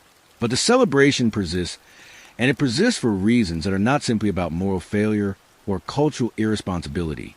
The celebration persists because the story of the Flannery brothers touches something real about the experience of poverty and exclusion, and the hunger for dignity that characterizes the lives of many people for whom the BMF legend resonates. Big Meech once said, in a moment of crystalline clarity, "We gotta do something, fast." That sentence, "we gotta do something, fast," is the distillation of an entire experience of American poverty, not the patient poverty of people who believe that if they wait long enough, the system will eventually provide for them. The impatient, urgent poverty of people who have watched everyone around them wait and fail. People who have decided that fast is the only option because slow is a sentence. The drug war that the federal government was prosecuting during the era of the BMF was itself a contested and controversial policy. Critics, including many prominent economists, public health experts, criminologists, and civil rights advocates, argued for years and continue to argue that the mandatory minimum sentencing regime that produced 30-year sentences for drug trafficking organizations did not, in fact, deter drug trafficking or meaningfully reduce cocaine use in America. The demand for cocaine did not disappear when the BMF was dismantled. The Mexican cartels that had supplied the BMF, cartels that, as one federal law enforcement official noted, could wipe their feet on BMF in terms of scale, continue to operate. The drugs continue to flow.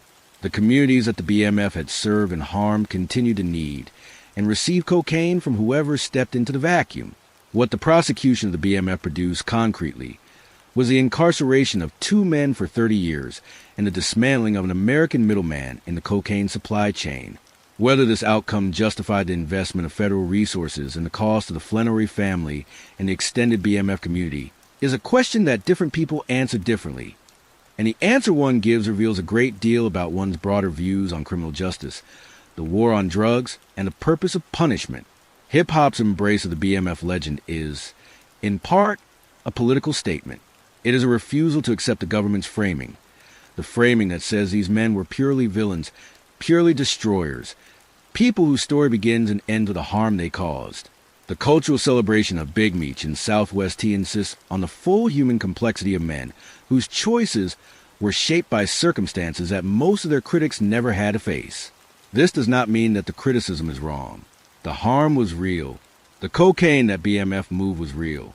The addiction it caused was real. The families it damaged were real. Any honest accounting of the BMF's legacy must include these costs alongside the spectacle and the ambition and the family loyalty that make the story so compelling. But the cultural celebration also insists on something that is true and important, that Demetrius and Terry Flannery were not born drug dealers. They were born human beings in circumstances that offered them very little and demanded everything. And what they built, however it was built, and at whatever cost, was genuinely extraordinary. To fully grasp what the Black Mafia family built, it helps to sit with the numbers and let them speak. $270 million.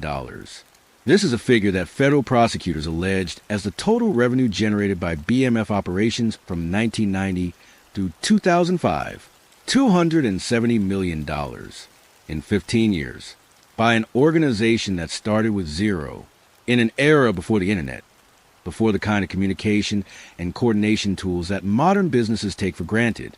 2,500 kilograms of cocaine per month through the Atlanta hub alone. To put this in perspective, a kilogram of cocaine is approximately 2.2 pounds.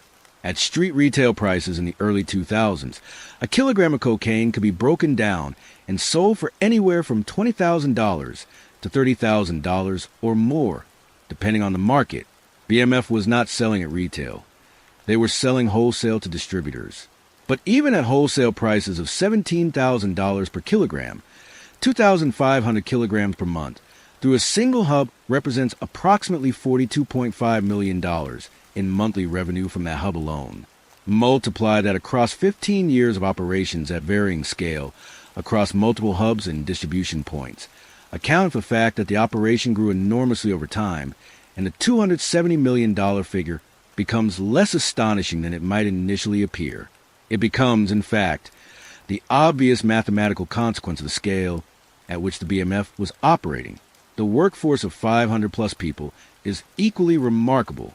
Managing 500 people across multiple states, with the inherent challenges of maintaining discipline, loyalty, and secrecy in an illegal organization, represent an organizational achievement that most legitimate businesses of that size would find difficult to replicate. The fact that the BMF operated at this scale for 15 years without being dismantled earlier is a testament to the organizational discipline that the Flannery brothers, particularly Southwest T, the operational mind, brought to their enterprise. The 13 mansions, more than 36 vehicles, the jewelry from Jacob the Jeweler. These are not just the displays of excess that they might appear beyond the surface. In the world of the BMF, these assets serve multiple purposes simultaneously. They were genuine lifestyle consumption. The brothers genuinely enjoyed and valued these things. They were status signals. In the world they operated in, these displays communicated power and stability to associates and potential partners. And they were also, in certain cases, financial instruments, vehicles for moving and storing value in ways that were harder for authorities to track than cash held in bank accounts. The money laundering operation that ran through BMF Entertainment was sophisticated. Drug cash is difficult to use in legitimate commerce without generating questions about its origin. The money laundering process, using drug cash to fund entertainment company expenses, then generating paper records that made those expenditures appear to be legitimate business costs, was a mechanism that allowed the Flannery brothers to live the lifestyle they lived without immediately triggering the kinds of bank reporting and tax scrutiny that unexplained cash generates. It did not ultimately save them.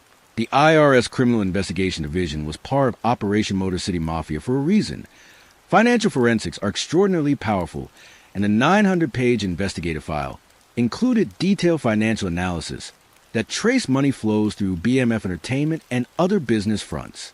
But for years, the money laundering infrastructure gave the organization a degree of financial camouflage that bought time. The cocaine supply chain itself was a logistical marvel of a kind that deserves recognition, even as it is condemned. The relationship with Mexican cartel suppliers, managed through the California connection established via Wayne Joyner, represented the kind of strategic partnership that any legitimate business would recognize as a key competitive advantage.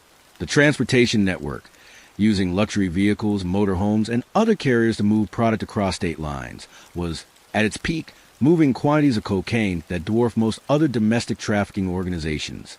The distribution network across 11 states, with regional lieutenants managing territories and reporting up through the hierarchy to the brothers at the top, was a genuine organizational structure that maintained coherence across an enormous geographic footprint. None of this excuses what the BMF did. The cocaine they moved did not dissolve harmlessly once it reached its destination. It was consumed by human beings, many of whom became addicted, many of whom had their lives damaged or destroyed by that addiction. The violence that accompanied the protection of territory and the enforcement of the organization's interests caused injury and death. The money laundering that supported the lifestyle corrupted legitimate businesses and institutions. But understanding the scale and sophistication of what the Flannery brothers built is essential to understanding why their story captured the imagination of a culture. This was not ordinary crime. This was, by any honest measure, an extraordinary achievement, achieved through means that were illegal and harmful, yes, but achieved through intelligence, strategy, discipline, and vision that would have built something remarkable in any legal context. The story of the Black Mafia family is usually told as the story of Big Meech and Southwest T, the brothers, the co-founders, the two men whose partnership and eventual estrangement defined the organization's arc. But there is another story embedded within this one that deserves more attention than it typically receives. The story of Charles and Lucille Flannery. Charles and Lucille Flannery were the parents of Demetrius and Terry. They were, by every account that exists in the historical record, genuinely good people, hard-working, religious, devoted to their family. They came from a working-class tradition of city that had built itself on the dignity of industrial labor and was now watching that dignity eroded by forces larger than any individual family could contend with. They raised their boys in a household where the Bible was open, where church was a foundation, where the values they instilled, loyalty, family, hard work, honesty, were genuine and deeply held. And they watched those boys, shaped by those values, take everything those values contained, the loyalty, the family commitment, the work ethic, and pour it all into Black Mafia Family.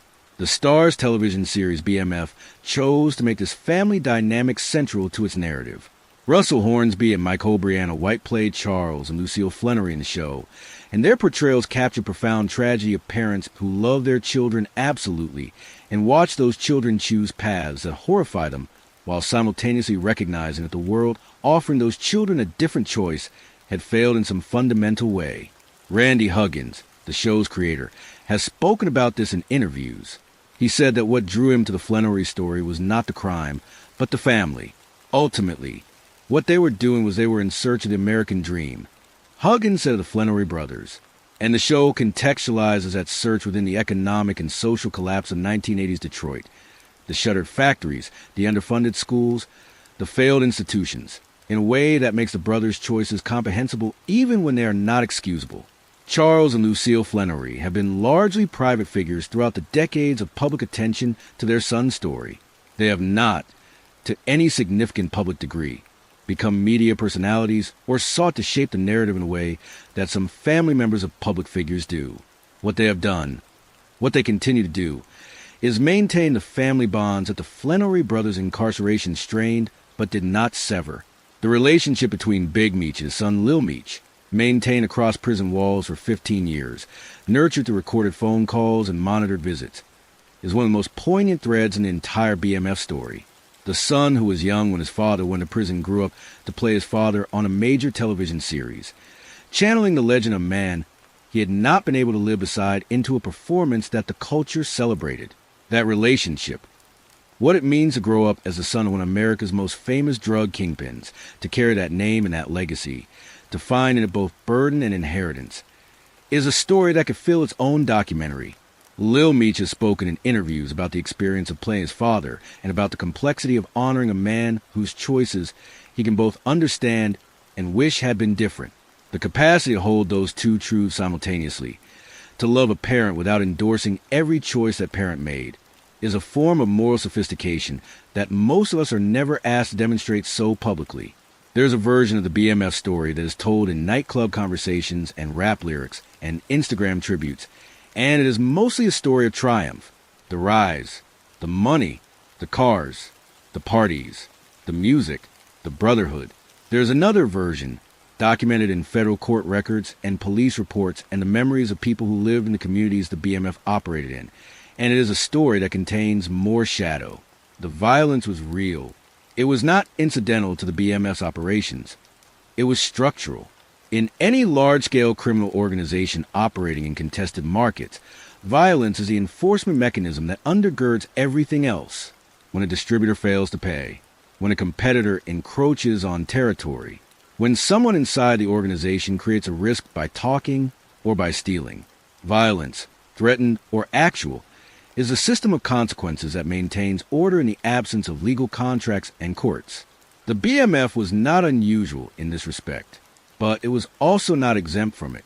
The shooting outside Chaos nightclub in Atlanta in June 2003, the incidents of violence that accompanied the protection of BMF's distribution network in multiple cities, the shooting of Big Meech himself in 2004, which resulted in the death of Anthony Wolf Jones. These were not isolated events. They were the visible surface of a substrate of threatened and actual violence that maintained the organization's operational discipline. The communities where BMF's cocaine was distributed, communities in Detroit, in Atlanta, in Louisville, in St. Louis, in cities across 11 states, experienced the downstream consequences of the organization's presence. Cocaine addiction is not an abstract phenomenon. It is people who began using cocaine recreationally and found they could not stop. People who lost jobs, lost families, lost health, lost years to a substance that the BMF helped make available and affordable in their neighborhoods. The human cost of the cocaine the BMF distributed is not calculated in any of the federal sentencing documents. The continuing criminal enterprise statute and the drug conspiracy charges focus on the trafficking, not the harm at the user level. The $270 million in alleged revenue does not appear in court records alongside an accounting of how many people became addicted to the cocaine that generated it. This is not a criticism of the federal prosecution. It is an observation about the limits of criminal law as a framework for understanding the full social cost of what the BMF did. The law punishes the traffickers. It does not and cannot capture the full ledger of damage. The celebration of the BMF legend in hip-hop culture tends to omit this part of the story. When Rick Ross says he thinks he's Big Meech, he is invoking an image of power and success, not an image of addiction clinics and family separations and communities where cocaine money competed with and often overwhelmed legitimate economic activity. The cultural celebration of the BMF is a celebration of the parts of the story that feel empowering, not the parts that feel tragic. This does not mean the celebration is illegitimate or that the people who participate in it are indifferent to suffering. It means that cultural memory is selective and that the parts of a story that resonate with powerful emotions, aspiration, defiance, brotherhood, triumph, tend to displace the parts that evoke more complicated responses. The honest accounting of the Black Mafia family's legacy requires holding both the triumph and the tragedy simultaneously. The extraordinary achievement and the extraordinary cost, the brotherhood that built an empire and the cocaine that damaged communities, the ambition that refused to accept poverty and the harm that ambition spread on its way to escaping it. Both things are true. The full story requires both. The 2 years of Operation Motor City Mafia, October 2003 to October 2005, produced one of the most comprehensive documented portraits of a domestic drug trafficking organization in DEA history. The 900-page investigative file, which included wiretap transcripts, informant testimonies, financial records, and surveillance documentation, is a remarkable artifact. It is, in a very real sense, the most detailed picture that has ever been drawn of how the Black Mafia family actually worked. What emerges from that picture is an organization that was simultaneously more sophisticated and more vulnerable than its public image suggested. More sophisticated because the structural discipline that the Flannery brothers had built into BMF, the regional hierarchy, the separation of function between Atlanta distribution and Los Angeles supply intake, the financial camouflage of BMF entertainment, the deliberate use of multiple legitimate-seeming business fronts represented genuine organizational sophistication. The DEA Special Operations Division, which typically targeted international cartels, was assigned to this case because the BMF had achieved a level of operational complexity that warranted that level of investigative resource. More vulnerable, because the very things that made the BMF famous, the visibility, the celebrity connections, the billboards, the parties, the cultural brand, were gifts of federal investigators. Every party Big Meech threw was attended by people who could later be interviewed or recruited as informants. Every celebrity connection was a thread that investigators could pull. Every piece of media coverage of the BMF lifestyle gave the government a documented record of the organization's self-presentation. The wiretaps were particularly devastating. Conversations intercepted on BMF phones over the course of the investigation captured organizational discussions that gave investigators a real-time view of how the organization operated, who was in charge of what, how decisions were made, how cocaine was moved and money was laundered. In a world before encrypted messaging and the communication security practices that modern criminal organizations use, a federal wiretap was a window directly into the operational nervous system of the target organization. The use of informants, cooperating witnesses recruited from arrested lower-level members, was also crucial. The BMF's hierarchical structure, while it provided operational insulation at the top, created a chain of cooperating witnesses at the lower levels who each knew enough to illuminate the next level above them. An arrested street distributor could give investigators information about the lieutenant who supplied him. That lieutenant, facing federal charges, could cooperate and provide information about the regional manager above him. Step by step, the investigation worked its way up the hierarchy. The April 2004 Jabari Hayes motorhome stop on Interstate 44 in Missouri was, according to investigative accounts, a pivotal intelligence windfall. Hayes was not a peripheral figure. He was described as a BMF courier and high-level distributor. His arrest and the 95 kilograms of cocaine seized from the vehicle he was driving gave investigators both a significant evidence point and, eventually, a significant source of information about the organization's transportation methods and distribution network. By the time October 2005 arrived, the federal case was not just built, it was overwhelming. The government had not one or two pieces of decisive evidence, but dozens, hundreds of wiretap conversations, multiple cooperating witnesses at different levels of the organization, financial records documenting money laundering through multiple business fronts, physical evidence of cocaine seizures at multiple points in the supply chain, surveillance documentation of organizational meetings and communications. Against this kind of case, the options for defense were limited. The brothers' attorneys could challenge specific pieces of evidence and might succeed in suppressing some of it. They could challenge the credibility of cooperating witnesses and might undermine some of the testimony. But against a 900-page investigative file spanning 2 years of comprehensive federal surveillance, mounting a successful defense at trial was a near impossible task. The guilty pleas in November 2007 were, in the cold light of legal strategy, the rational choice. Taking the case to trial risked the same outcome, conviction, but potentially harsher sentencing for defendants who had forced the government to spend the additional resources of a lengthy trial. Pleading guilty, in exchange for the certainty of the sentence negotiated with prosecutors, was a pragmatic path. Both brothers, advised by experienced federal criminal defense attorneys, made the pragmatic choice. The specific cooperation that any BMF members provided, the identities of informants, the extent of their testimony, remains, in many cases, not fully publicly known. Federal cooperation agreements are frequently sealed, and the specific information that specific cooperating witnesses provided is often not part of the public record. What is known is that the investigation was substantially aided by testimony from inside the organization, and that this inside information accelerated the government's ability to build the case against the leadership. Every empire, legitimate or otherwise, leaves something behind when it falls. The Black Mafia family left behind several things simultaneously, and they are not all the same kind. It left behind the damage, the communities where its cocaine flowed, the people who were addicted, the families fractured by violence and imprisonment, the legitimate business owners in Atlanta and Detroit whose environments were shaped by the presence of a major drug trafficking organization. These costs are real and they persist, even as the organization that caused them has been gone for 2 decades. It left behind the vacated positions.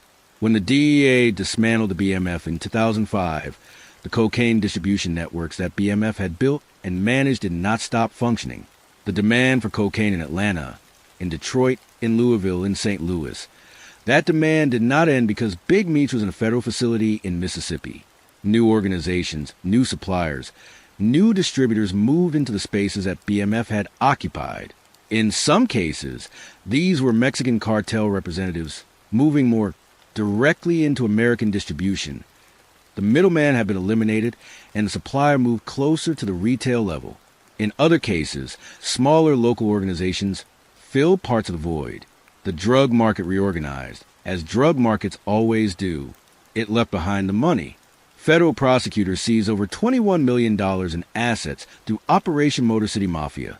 Cash, jewelry, vehicles, properties. The 13 mansions across Metro Detroit, Georgia, and Los Angeles were forfeited. The car fleet was seized. The jewelry from Jacob the jeweler was taken. But $21 million seized represent a fraction of the $270 million allegedly generated over 15 years. Where did the rest go? Some of it was spent on the lifestyle, on the parties, on the legal fees that preceded conviction, on the BMF entertainment operation. Some of it may have been moved through channels that the investigators never fully traced. The financial legacy of the BMF empire is not fully accounted for in the public record. It left behind the relationships, the network of people who had worked within the BMF or alongside it, associates, distributors, entertainment figures, celebrity connections, did not disappear when the organization was dismantled. Those relationships persisted in various forms in the lives of the hundreds of people who had been part of the BMF universe. Some of those relationships became the basis for cooperation with federal investigators. Others became the basis for the cultural celebration that followed the organization's fall, and it left behind a legend. The most durable and, in some ways, the most consequential thing the Black Mafia family left behind was its own mythology, a mythology so powerful that it generated a major television series, spawned cultural references across decades of hip-hop, and turned two brothers from Detroit into figures whose names are known internationally. The legend of the Black Mafia family is not just a story about crime. It is a story about ambition in the face of exclusion, about what happens when intelligence and drive find no legitimate outlet, about the specific texture of Black American poverty in the late 20th century and the choices that poverty forced on people who refused to accept it as their permanent condition, about brotherhood, the power of it, the fragility of it, and what happens when two brothers who built everything together can no longer agree on how to protect what they have built. It is, in its deepest register, a story about the American dream, and about what the American dream looks like when the normal doors are closed and people find other doors. The relationship between the Black Mafia family and the hip-hop music industry is one of the most discussed and least fully documented aspects of the BMF story. It is also, in many ways, the most culturally consequential. At the surface level, the connection is clear. Big Meech launched BMF Entertainment as a record label and promotion company. BMF Entertainment signed Blue Da Vinci and was associated with Young Jeezy. Big Meech used the wealth generated by cocaine trafficking to fund music promotion, artist development, and the kind of nightclub presence that was, in the early 2000s, the primary mechanism for building a hip-hop artist reputation in the South. But the connections went deeper and were more widely distributed than the formal structure of BMF Entertainment suggests. The hip-hop industry of the early 2000s was an industry in which the lines between street life and music business were, in many cases, extremely blurry. Authenticity, the credibility that came from actually having lived the experiences described in rap lyrics, was the currency of a genre. Artists who could claim genuine connection to the street world had a commercial advantage that artists without that connection struggled to replicate. And the men who ran the street world, who had the money, the connections, the social capital, the drug trade, were, in many cities, the gatekeepers of the credibility that the music business needed. Big Meech occupied a unique position in this ecosystem. He was not a musician. He was not a traditional music industry executive. But he was, by the early 2000s, one of the most socially connected and financially powerful figures in Atlanta's social world, a world that overlapped significantly with the music industry. He could get an artist's music heard in every strip club in Atlanta. He could provide the luxury cars and diamond jewelry that made a music video look like it was made by someone who had already succeeded. He could bring 100 people to a nightclub appearance and make it feel like the event of the year. The specific nature of his financial relationship with various artists has never been fully documented in the public record. Young Jeezy was never signed to BMF Entertainment and never charged with any drug-related offense. T.I. has denied any meaningful financial relationship with BMF. The extent to which Big Meech actually helped various artists' careers versus the extent to which he was in proximity to artists whose careers were rising for their own reasons is genuinely unclear. What is clear is that the cultural influence was real. The BMF presence in Atlanta's music scene helped shape the visual and lifestyle aesthetic of early 2000s trap music, the genre that would eventually come to dominate global popular music. The imagery of BMF, the Maybachs, the diamonds, the furs, the enormous entourages, the nightclub tables, was absorbed into hip-hop's visual vocabulary and is still visible in music videos and artist presentations decades later. Big Meech genuinely believed in music. He was not just using the music industry as a cover for drug dealing. Though it served that purpose, he cared about it. He loved it. When he says in interviews that the best thing about his entire career was helping young Jeezy's career take off. That is not a performance. It is a statement of a man who found genuine joy and meaning in the work of music promotion, who experienced in helping an artist he believed in reach a wider audience, something that felt, in his own accounting, like his highest achievement. This makes the BMF hip-hop relationship more complex and more tragic than a simple story of drug money corrupting the music industry. It is also the story of a man who, had circumstances been different, might have been exactly what he claimed to want to be, a music mogul, a legitimate entertainment entrepreneur, someone whose contribution to the culture was celebrated without an asterisk. He was not that. He was Big Meech, the drug lord who wanted to be a music mogul, the man who built an empire that the government tore down, and who is remembered, as much as anything else, for the music he helped push into the world. There's a version of the Black Mafia Family story that was never told in a courtroom, the version that would have been told if Demetrius and Terry Flannery had chosen to fight the government's case all the way to trial. Federal criminal trials of this magnitude, involving a 900-page investigative file, dozens of cooperating witnesses, years of wiretap evidence, and charges under the continuing criminal enterprise statute, are among the most dramatic and legally complex proceedings in the American judicial system. They can last months. They produce daily headlines. They become, in the American cultural imagination, an event. The BMF trial never happened. The brothers pleaded guilty in November 2007. The reasons for this decision have been discussed above. The overwhelming evidence, the legal calculus, the rational choice to avoid the additional risk of trial. But the decision also meant that the full, detailed public examination of the BMF's operations, the testimony, the documents, the organizational maps, never received the full public airing that a trial would have provided. The guilty plea was, in some ways, consistent with an important value that criminal organizations typically hold: discretion. A trial would have required the government to present its case publicly, including the identities and testimonies of cooperating witnesses. Those witnesses, if named in open court, would face risks that a sealed cooperation agreement might avoid. The brothers' willingness to plead guilty without forcing the government to expose its informants in open court can be read as a final act of organizational loyalty, protecting, even in surrender, the people who had worked within the BMF. Or it can simply be read as a rational legal decision that it appeared to be, in a federal criminal case with the evidentiary weight of the BMF prosecution. A guilty plea in exchange for a negotiated sentence was a rational choice. What the plea meant for the brothers was certainty. A 30-year sentence is devastating, but it is a known quantity. A trial could produce a longer sentence, or the same sentence, with the additional cost of years of appellate litigation and the exposure of cooperating witnesses. The guilty plea resolved the uncertainty and, in a strange way, closed the chapter with a kind of finality that a trial, with all its drama and uncertainty, might not have provided. The plea also meant that the Flannery brothers never had to publicly account, in the specific and detailed way that trial testimony demands, for the full scope of what they had done. The admissions made in a guilty plea: we distributed cocaine throughout the United States from 1990 through 2005 in a continuing criminal enterprise, are legally sufficient but narratively thin. They do not require the kind of granular self-examination that cross-examination would have produced. This is not, ultimately, a criticism. It is simply an observation about the nature of the proceeding that ended the Black Mafia family's legal story. The BMF ended not with a dramatic trial, but with two men in a federal courtroom in Detroit, entering formal admissions to charges that they had spent their lives building toward, and then walking in handcuffs toward the separate federal facilities where they would spend the next 2 to 3 decades. One of the questions that rarely gets asked in the celebration of the BMF legend is the most practical one. What happened after they left? The cities the BMF had operated in did not stand still.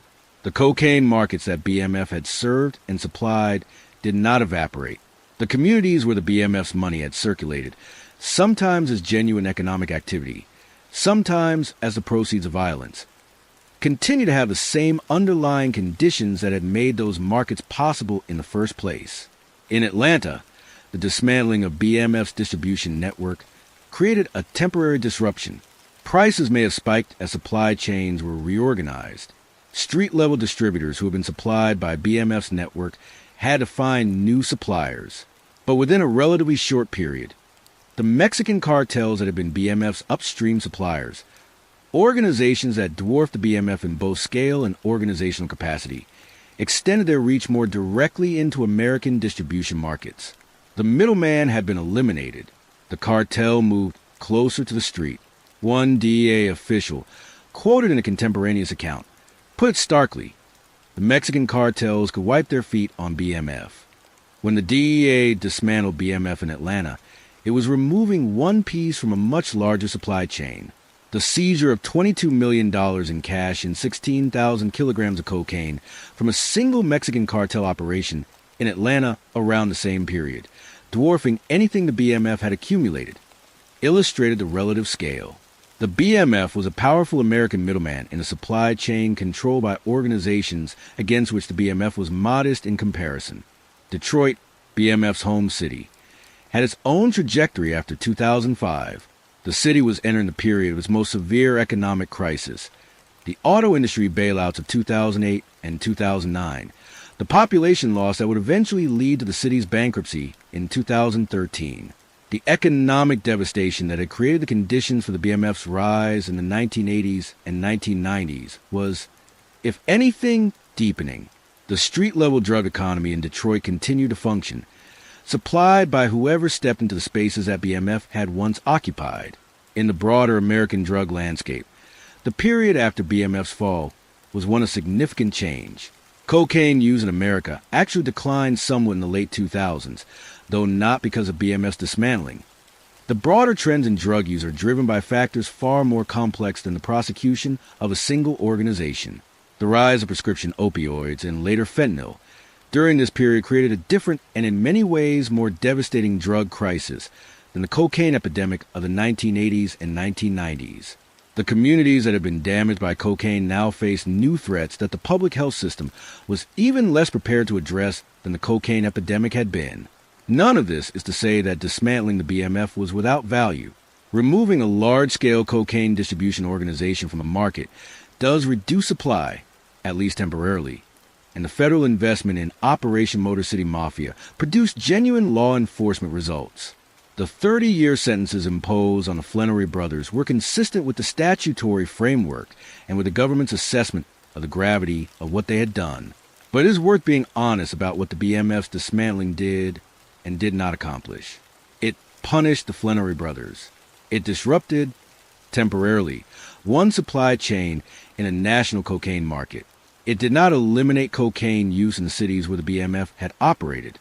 It did not address the underlying conditions, poverty, lack of opportunity, institutional neglect, that had produced the BMF in the first place.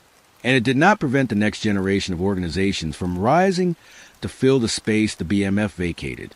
The war on drugs has been waged in America for more than 50 years. The BMF was, in the annals of that war, one of the most significant domestic battlefields. The government won the battle, but the war, by any honest accounting, has not been won. The story of the Black Mafia Family, as it is typically told, centers almost entirely on the men who led and built the organization. Big Meech and Southwest T, the lieutenants, the distributors, the celebrity associates, the federal investigators. But the BMF was not an all-male institution, and the women who moved through its orbit in various capacities, with varying degrees of awareness of what they were part of, are part of the story in ways that have not received proportional attention. The Starz television series BMF has made an effort to address this dimension of the story. The portrayal of Lucille Flannery, the brother's mother, gives the show a crucial perspective on the family's experience that the pure crime narrative tends to omit.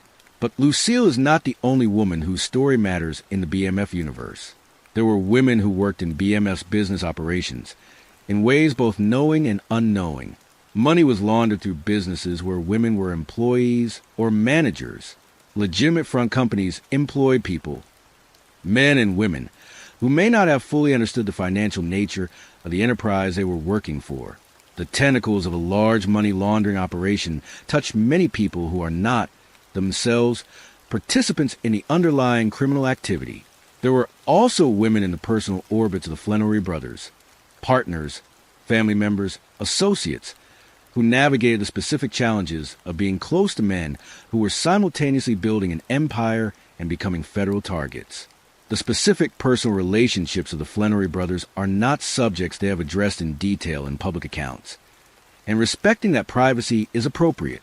But the general experience of women adjacent to major criminal organizations, the uncertainty, the fear, the financial complexity, the legal exposure, is a dimension of the BMF story that the mythology of the enterprise tends to obscure. It is worth noting that the continuing criminal enterprise charges that ultimately convicted the Flenory brothers implicated, either directly or indirectly, dozens of people across multiple states.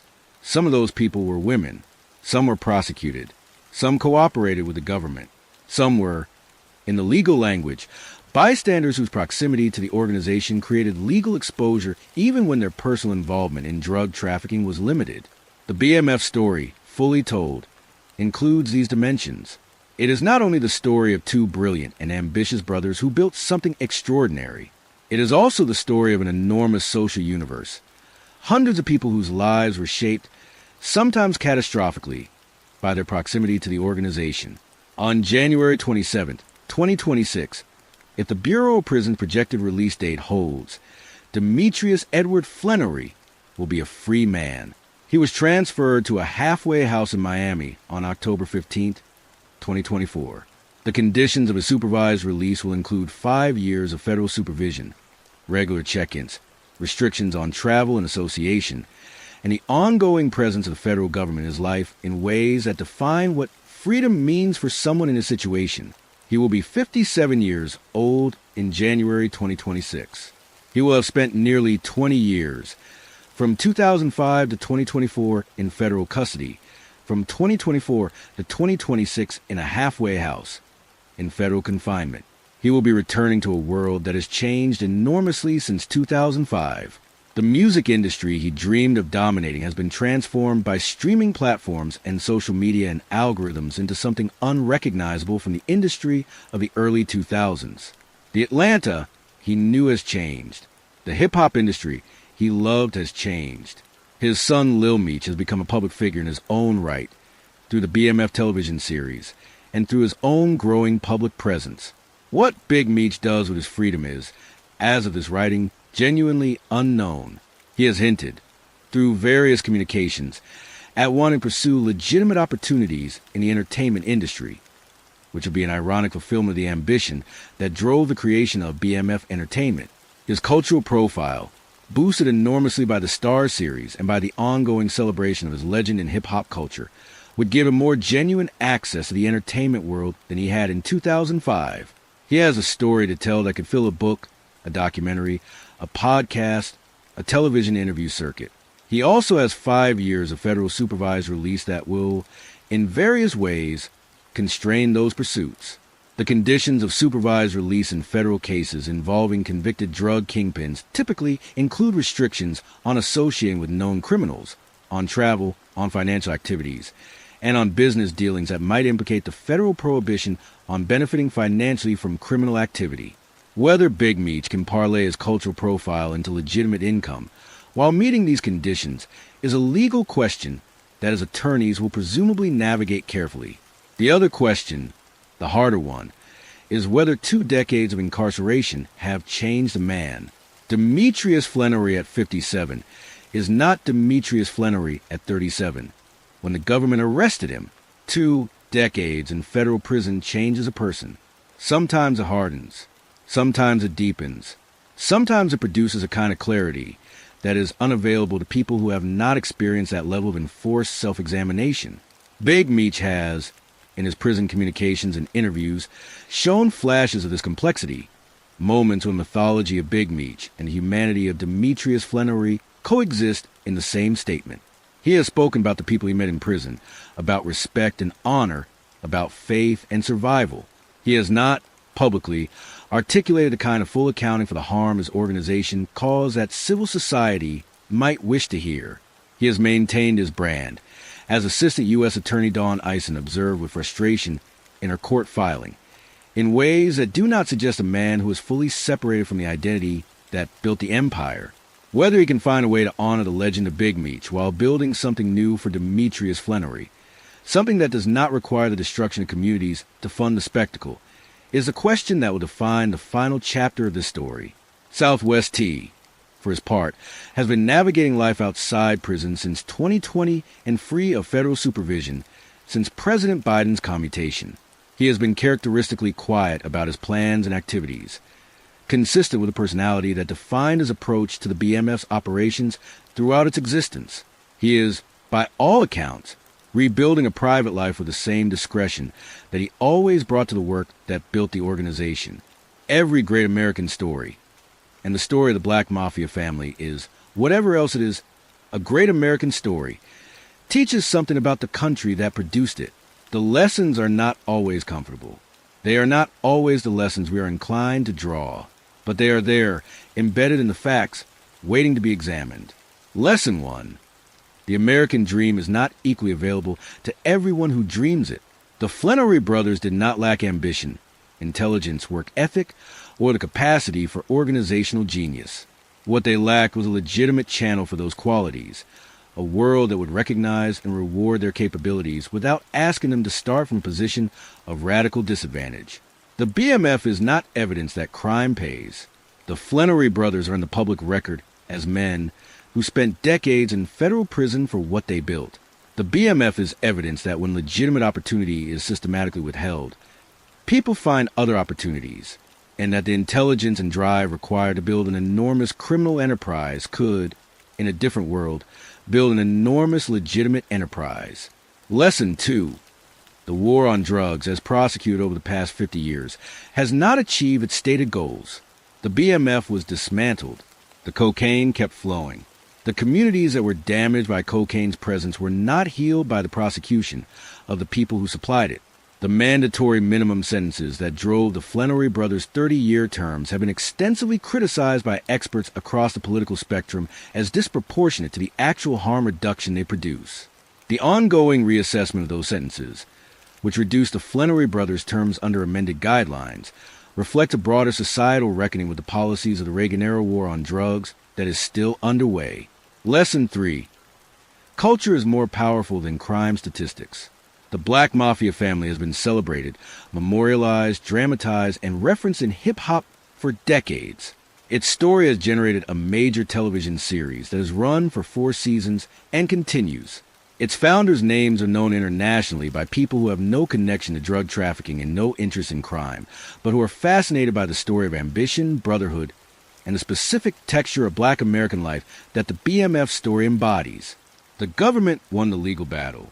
The culture declared the legend victorious. Lesson 4. Brotherhood is the most fragile and most essential thing. The relationship between Demetrius and Terry Flannery is, at its core, the story of 2 brothers who built everything together and then, under pressure what they built, began to pull in different directions.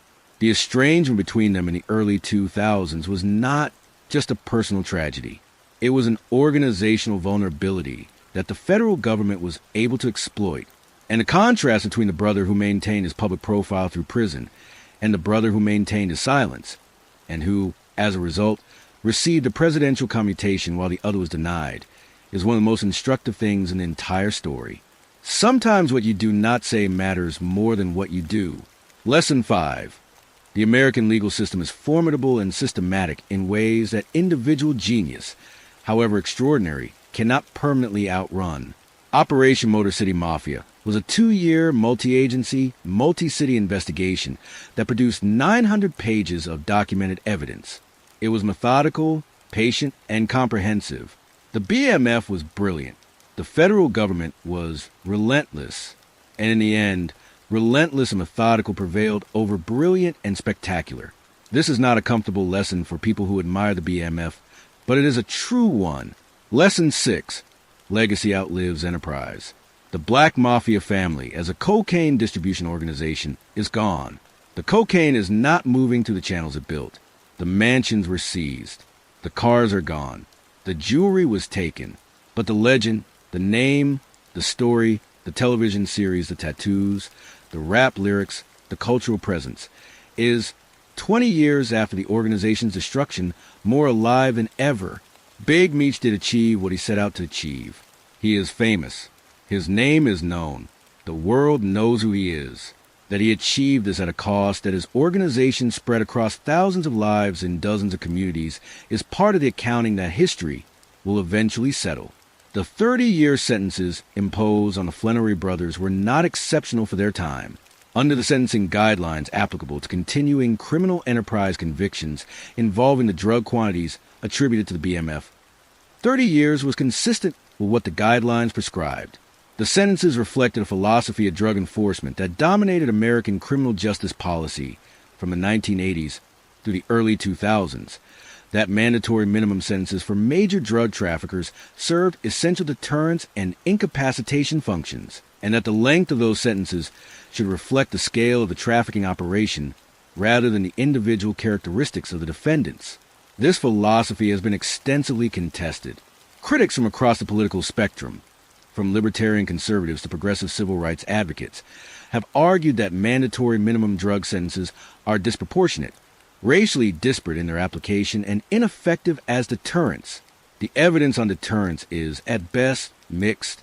High sentences for drug trafficking do not appear to have significantly reduced drug use in America, which has fluctuated based on factors, cultural trends, the availability of specific drugs, public health responses, that have little to do with the sentence length faced by trafficking organization leaders. The amendments to the United States sentencing guidelines that reduce Big Meech's sentence, Amendments 782 and 788, revising the drug quantity table, were themselves part of a broader policy reassessment.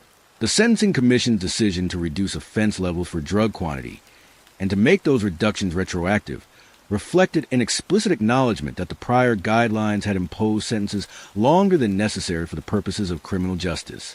The further reduction in early 2024, described as part of a broader effort to reform sentencing for nonviolent drug offenders, was consistent with this evolving understanding.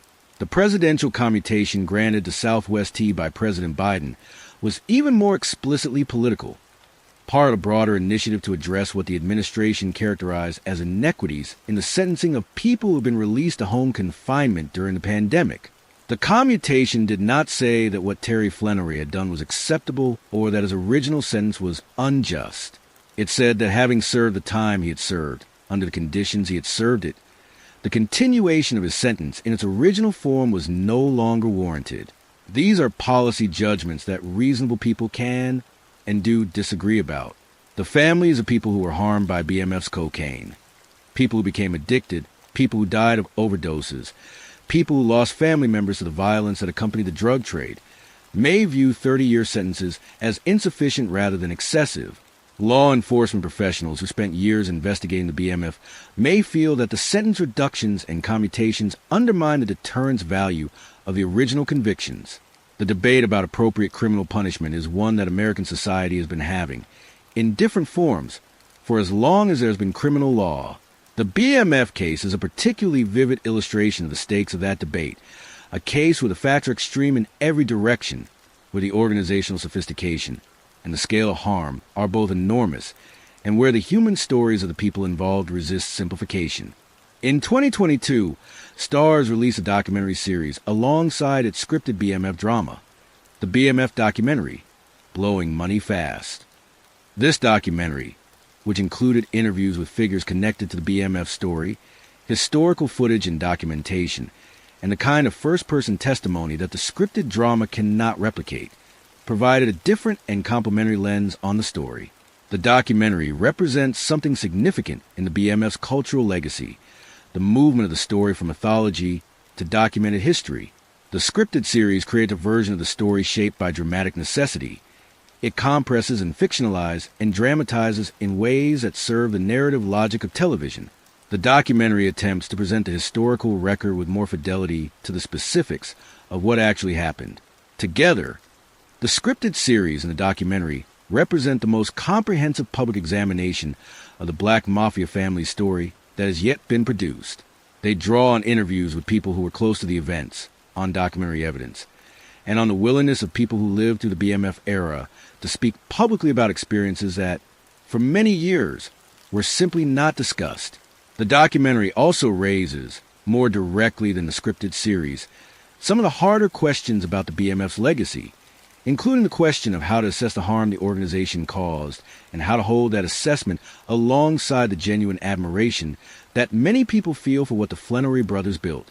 Randy Huggins, who created the scripted series, has spoken about the intentional choice to tell the story from inside the BMF's perspective, to make the viewer understand and, to some extent, identify with the Flannery brothers, rather than from the perspective of the law enforcement agencies that eventually brought them down. This is a choice with consequences for how the story is received and what lessons viewers draw from it. A story told from inside the BMF's perspective naturally centers the aspirations, the brotherhood, the achievement. A story told from the perspective of the DEA agents who investigated them would naturally center the harm, the investigation, the justice system's response. The Stars BMF project, across both its scripted and documentary components, leans toward the former. It is a celebration, with caveats, a tribute to two brothers' story that does not fully avoid the cost of that story, but does not make those costs its central concern. At its deepest level, the story of the Black Mafia family is a story about brotherhood, not in the casual sense in which the word is used in street culture, to mean any alliance or loyalty, but in the literal sense. Two brothers, born to the same parents, who built everything they had together and then watched what they had built pull them apart. Demetrius and Terry Flannery came from the same household. They shared the same poverty, the same faith community their parents maintained, the same streets. They started together. Same $50 bags, same corner, same early arrests, same dangerous initiation into the street world. And they built together. The same supply chain, the same organization, the same vision of an empire that could transcend the limitations of the world they had been born into.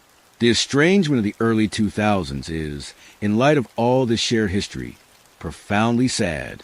Two men who had done everything together, who had survived violence and early arrests and enormous pressure building a criminal empire, pulling apart over the fundamental question of how visible to be, how much to let the world see you, while the federal government watched. The different outcomes they experienced, Big Meech's denied pandemic releases against Southwest T's compassionate release and eventual presidential commutation, reflect, in part, this fundamental difference in how they had chosen to present themselves. Southwest T's discretion, his deliberate avoidance of the kind of public profile his brother cultivated, served him when the federal system was making judgments about rehabilitation and risk. Big Meech's insistence on maintaining his brand, on continuing to be Big Meech even from behind bars, worked against him in that same system. And yet, from a different perspective, it was Big Meech's visibility, his insistence on being seen and known and celebrated, that generated the cultural legacy that has made the BMF story endure. The television series is primarily about Big Meech. The rap lyrics invoke Big Meech. The cultural celebration is primarily about the flamboyant older brother who refused to be invisible. Southwest T, by being the prudent one, has lived a better life post-incarceration. But it is Big Meech who has become a legend. This is not a paradox so much as it is a truth about how fame and legend work. The qualities that make someone famous are often the same qualities that make them vulnerable. Visibility is simultaneously power and risk. The man who puts his name on a billboard is the man who gets remembered and the man who gets arrested first.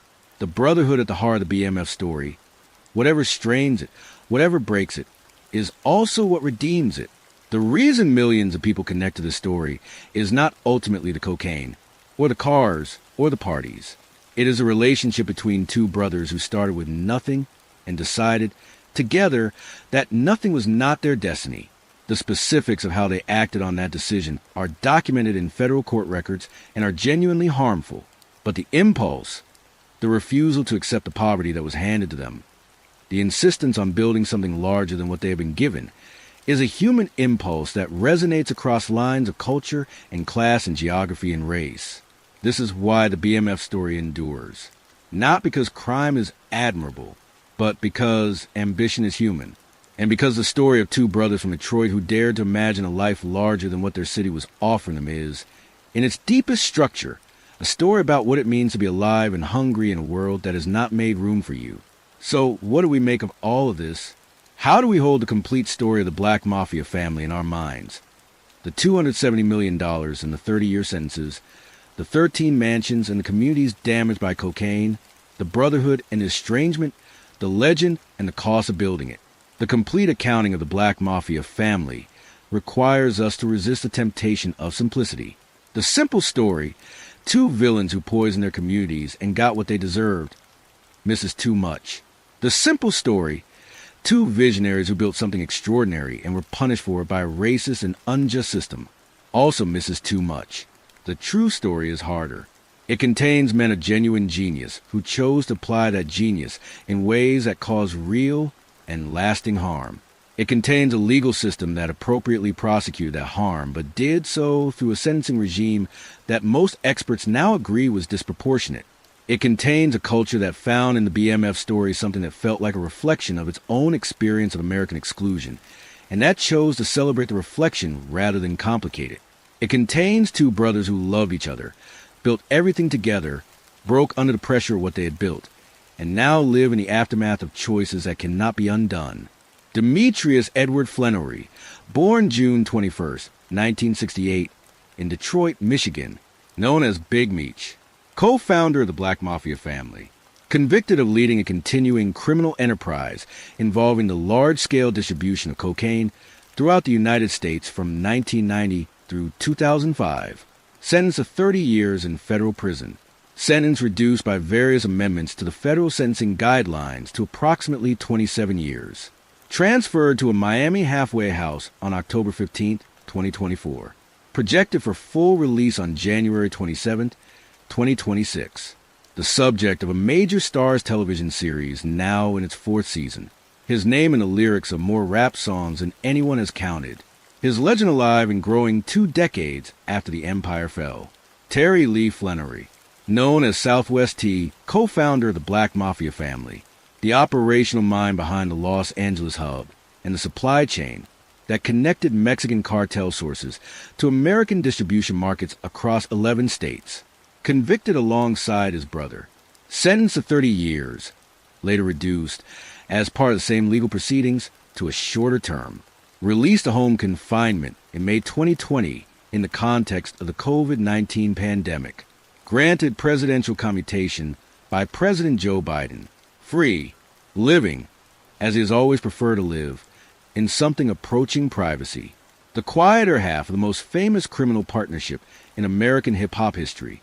Together, the Black Mafia family. Founded in 1985, Southwest Detroit. Years active, 1985 to 2005. Territory, more than 11 states across the United States. Revenue, estimated $270 million. Membership at peak, over 500. Activities, cocaine trafficking, money laundering. Supply chain, direct connections to Mexican cartel sources via Los Angeles intake hub. Distribution hubs, Atlanta, Los Angeles, Detroit, St. Louis, and distribution points across the southeastern United States, Midwest, and beyond. Cultural legacy, incalculable. Status, dismantled. But the name lives on. So here we are, 2.5 hours into one of the most extraordinary stories in American criminal history. Two brothers from Detroit who caught the bus with holes in their shoes and built a $270 million empire from nothing, who moved 2,500 kilograms of cocaine through a single hub every single month, who had celebrities, athletes, and music moguls in their orbit, who put their name on a billboard and dared the world to see them, and who ultimately were seen by the DA, by the IRS, by every federal agency that Operation Motor City Mafia brought to bear on them. Big Meech once said he wanted the world to know his name.